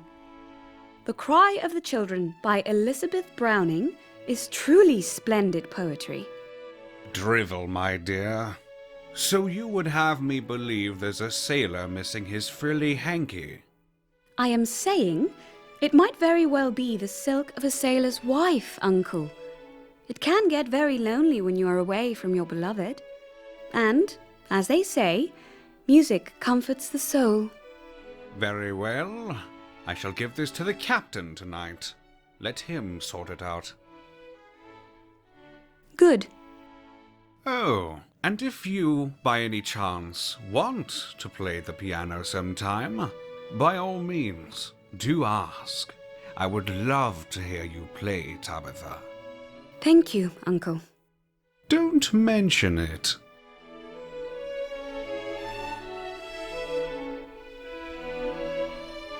Uncle, my cup. It's chipped. It hurts my lips when I sip from it. Sip from the other side, my dear. My left hand is weak. I can't hold a cup like that.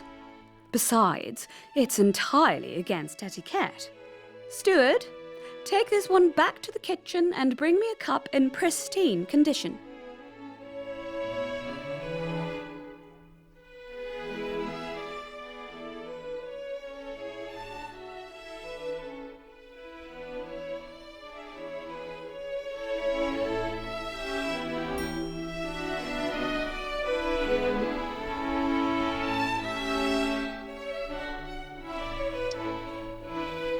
I wasn't sure how safe I felt with burning candles around on a wooden ship. You never knew what might happen when the ship rocked on a wave.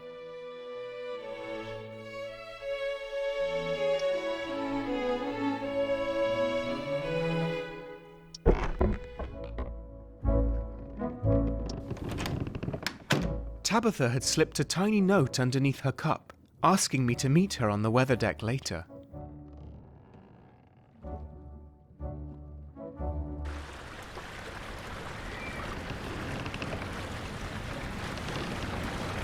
I see you got my message. Just pretend you are fanning me with that.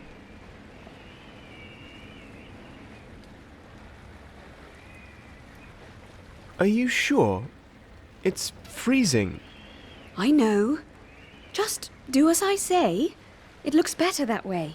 My uncle is not a man who'd sit idly for more than a minute or two, so I figured we could only meet if I pretended to read here. In case he walks by, we just tell him that you were making sure I was well cared for.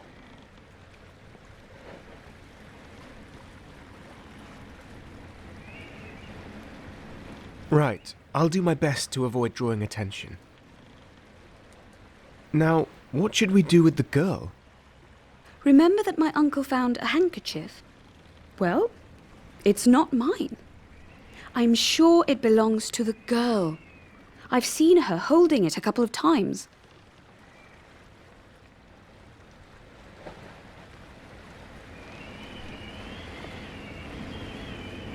You need to get it back. You and your uncle share a cabin, right? You could take it from him when he's asleep. Not possible, Devon. He even noticed me leaving the cabin last night. I need some sort of distraction if I want to do something like that.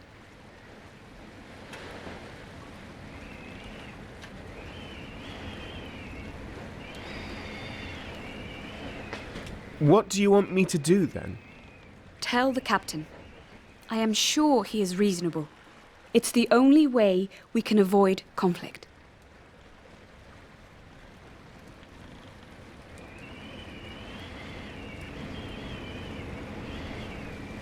Then we have no other choice.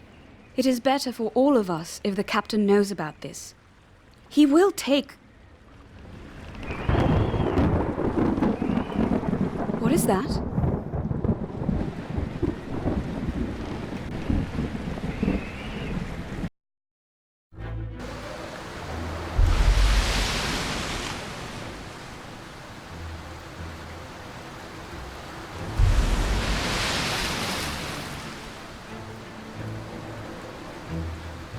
Rendsburg!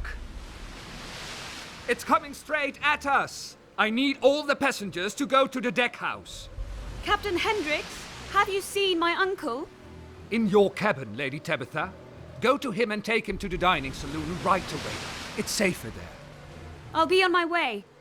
Be careful when you take the stairs. They might be slippery. Rendsburg, have you seen Ludlow?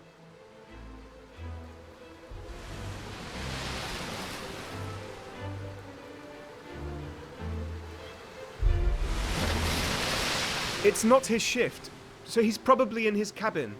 I need Ludlow, Rendsburg. Go get him, now. If there's anyone still below deck, get them to go to the dining saloon immediately. Unless it's a sailor. Then I want him to report to me. That's an order.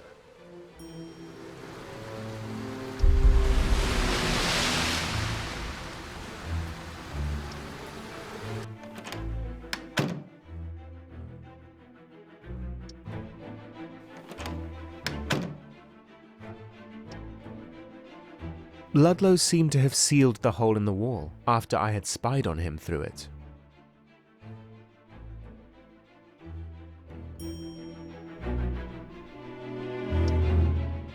The box was thrown on the floor.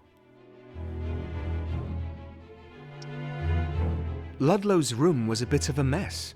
I wondered what had happened there.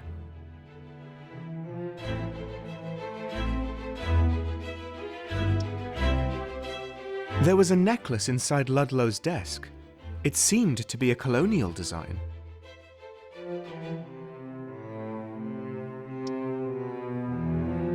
While going through Ludlow's room, I discovered several of Gerrig's missing laudanum bottles, all empty. I wanted to ask Ludlow before jumping to conclusions, but it was hard to not think the worst.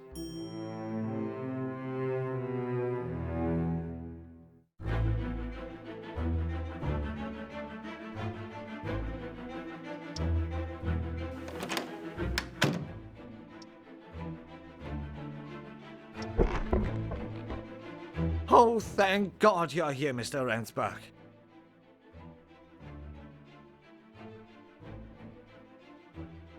You need to go to the dining saloon, Doctor. It's dangerous to stay here. Please, Devon, it will only take a few minutes.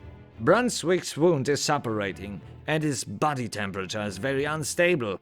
Someone has to hold him down, while I'll drain the pus. The officer's life is at stake.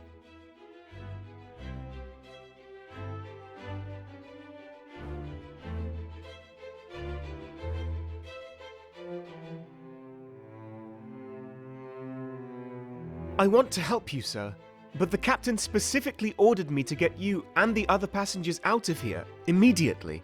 I won't go with you unless you assist me in doing my job first. If you decide to help, you can find me in Officer Brunswick's cabin.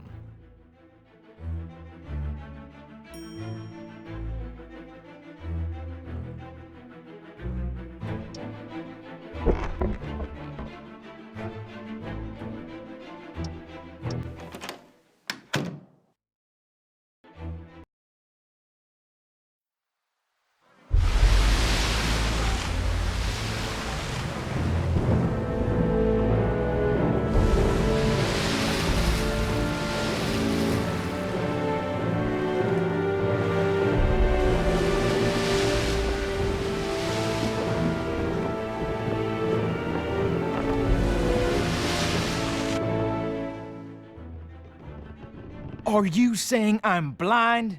I know what you're up to, Ludlow. Of course you do, Haywood. I'm serious. When are you going to learn to keep to yourself? I was just... No excuses.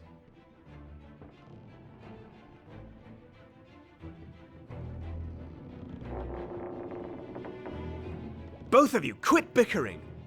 There's a storm coming and the captain wants everyone on the main deck. Not before Ludlow tells me what he was doing, rifling through my drawers. I just wanted to know if you had any nuts. Can you believe this man, Rensburg? It must be that time of the month again. Fine, fine.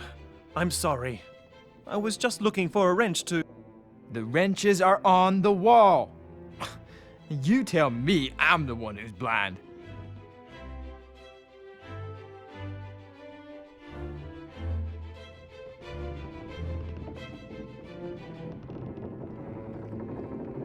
This is taking too long. We need to go. Come with me, Ludlow. Fine, go. But remember that your friend is a common thief, Rensburg. Don't be fooled by his gallant appearance.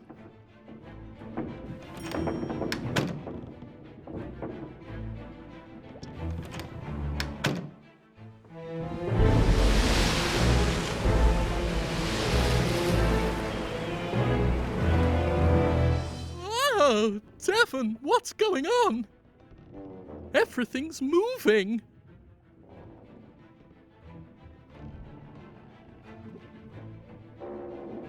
Get to the dining saloon, Rob. You're safer there. Devon, we're in trouble now.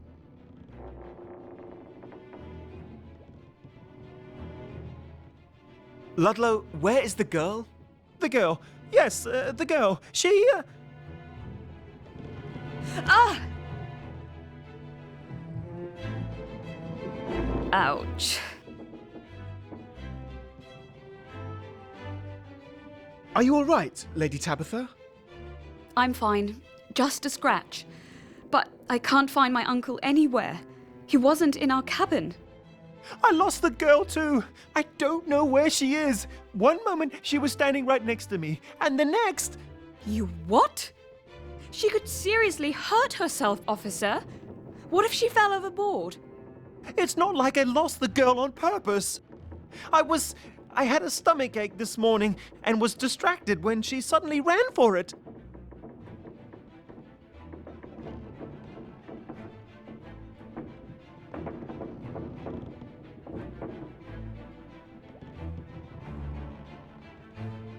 Doesn't matter. We need to find the girl and Mr.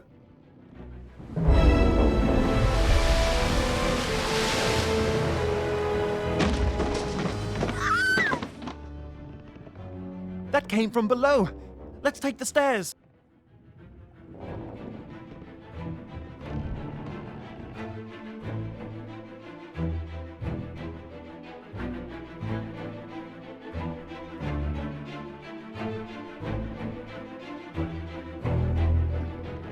Oh, God. My little girl, are you all right? Please don't cry. I'll get you out of here. He went through that door, Ludlow. He's got a key to the cargo hold. Who are you talking about, Ian? The Senator, Lewis Morton. What is going on in here?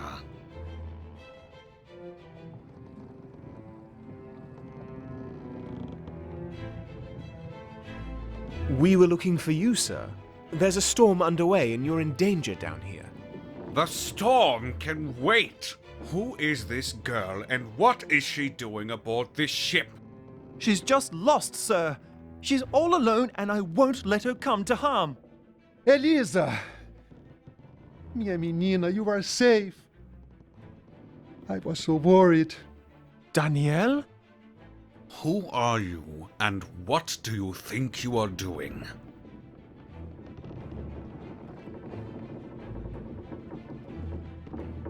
Let's go to the captain. He'll know what to do. No one leaves. Not before I have answers.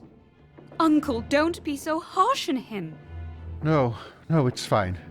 Really. I can't hide it from you much longer anyway. Hide what, exactly? The girl, her name is Elisa, and she's my daughter.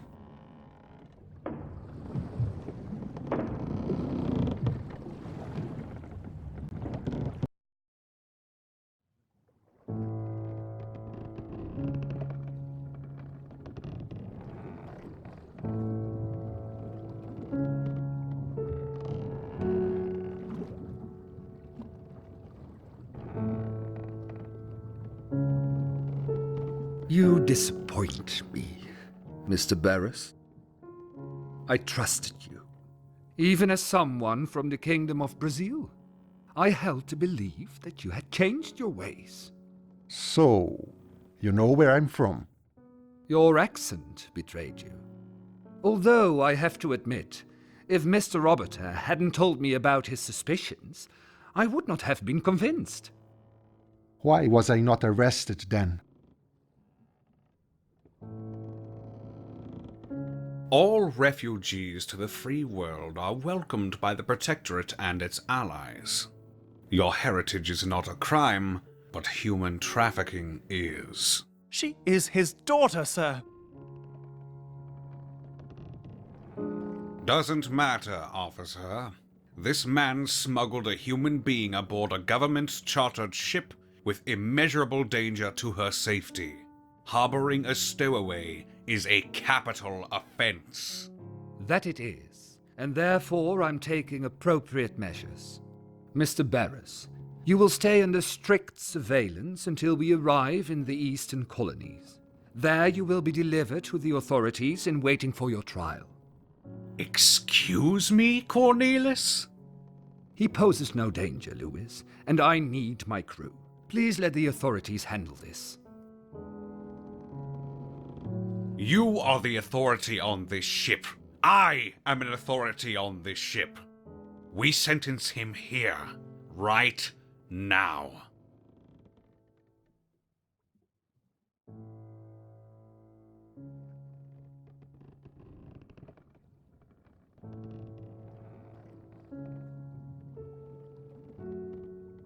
The crime in question mandates a flogging by whip. You can't do this!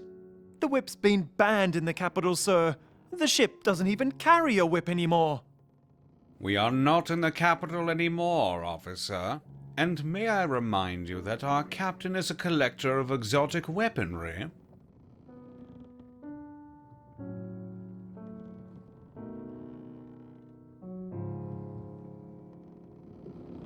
There must be another way, sir.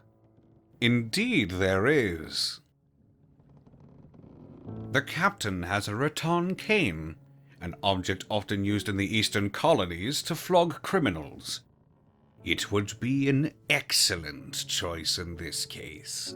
You want me to get a rattan? Fair enough. If they do it in the colonies, why can't we? Because we are better than that, Captain. That's why.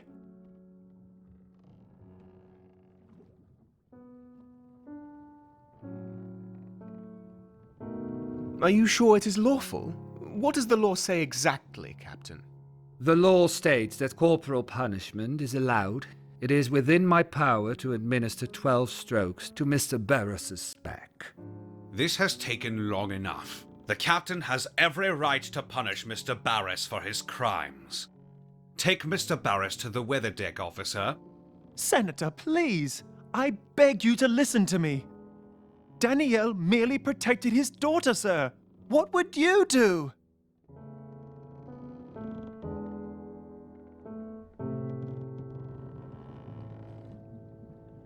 I wouldn't lie. Besides, I have no daughter.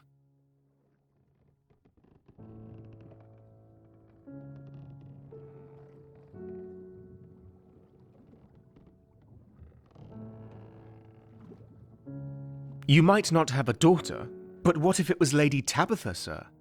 What if your own niece was in danger, and the only thing you could do to save her was break the law? Wouldn't you do that? Tabitha, Mr. Rensburg? I heard rumors that you were an illegitimate child in search of your roots. That alone is supposedly the reason you travel to the eastern colonies. Do you like it when other people talk about your private life behind your back? I thought not. Tabitha is the kind of woman that doesn't want to be saved by anyone. I wouldn't break any law for her, nor should anyone else. Have you no heart? Take Mr. Barris to the weather deck. We shan't draw this out any longer. I'm sorry, Ludlow. I'm duty-bound to take action this time.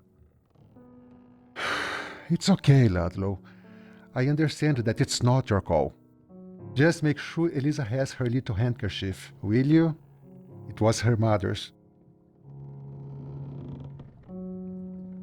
Oh, the kerchief was hers. Such a pity that I dropped it in the ocean this morning.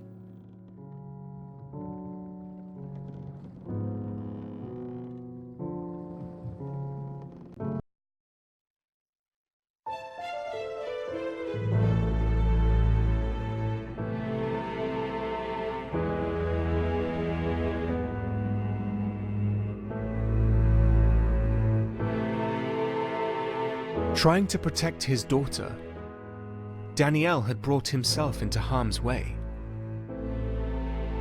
A bruised and broken man, he was locked up in the brig with Ian. Although the mystery of the girl was now solved, another question quickly arose. For what had Senator Morton been doing in the cargo hold during the storm?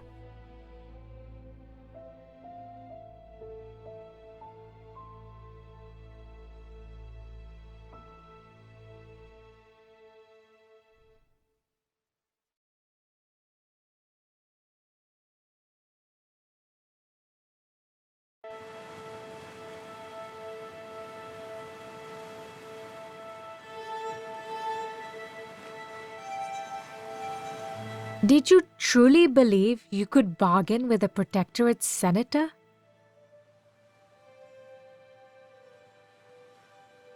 Well, it was worth a try, wasn't it? You failed, Daniel. There's no reward for trying. Really, I expected you to be better at this. Are you willing to prove yourself to me, Devon?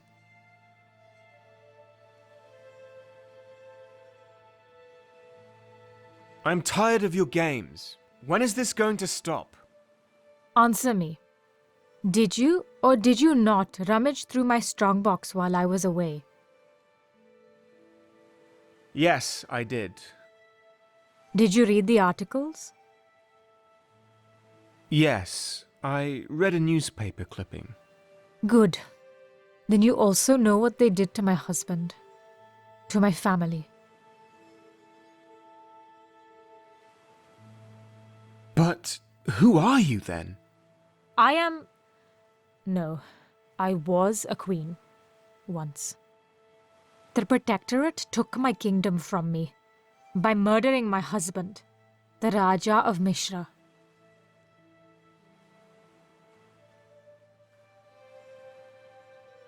I don't really get it yet.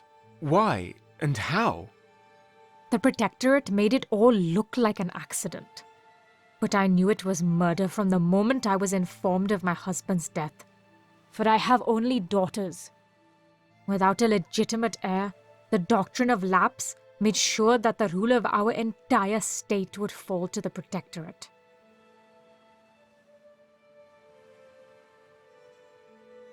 The doctrine of lapse? What kind of law is that? It's no law. It's just an excuse to annex land from rulers without male heirs. When I refused to leave my people, Protectorate forces marched on the palace. They butchered almost all of my household staff, the Raja's second and third wives, even some of my daughters that didn't want to flee with me. I left them, Devon. I left my children to die.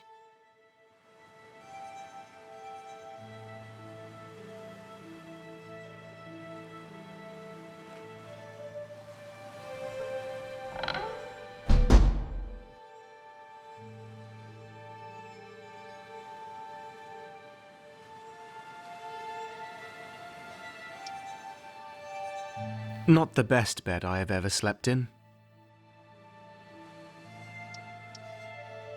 How did I end up in this again?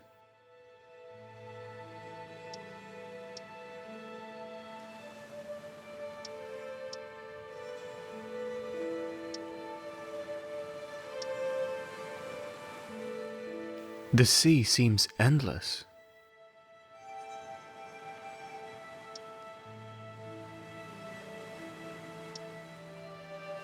Well, I know tea. So aromatic.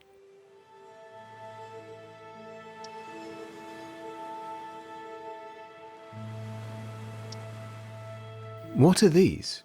Candelabra?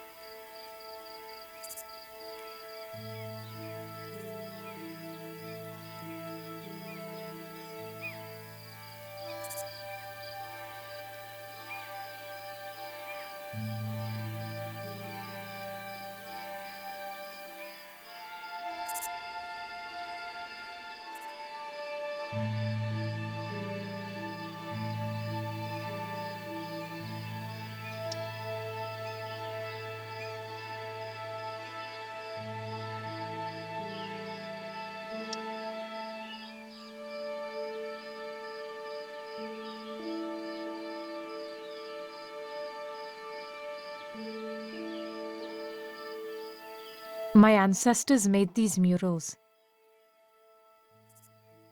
They tell stories of a resilient people that lived off the land, a people that overcame many hardships, even in their darkest hours. The stories used to instill in me a sense of hope for our future.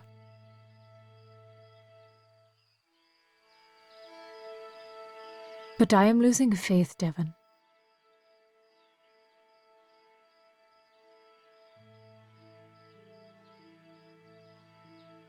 What do you want from me? Look around.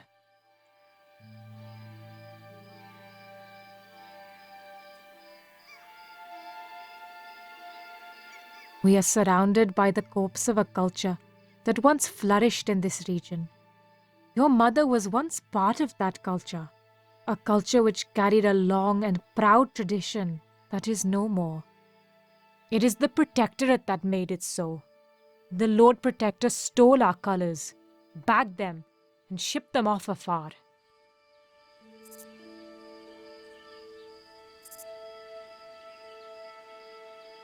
And now the cockerel is brandishing our plucked feathers right under my nose, taunting me in the hope that I lash out. As tempting as it may be, my people can't afford that. I don't want to legitimize him wiping us from history. I don't want to grant him that pleasure. I'm losing hope, Devon, and what last opportunity I have left now rests in the hands of a few in whom I've placed my trust. I'd like you to meet one of them. In fact, you have met before. This is my daughter, Ashna. Hello, Devon.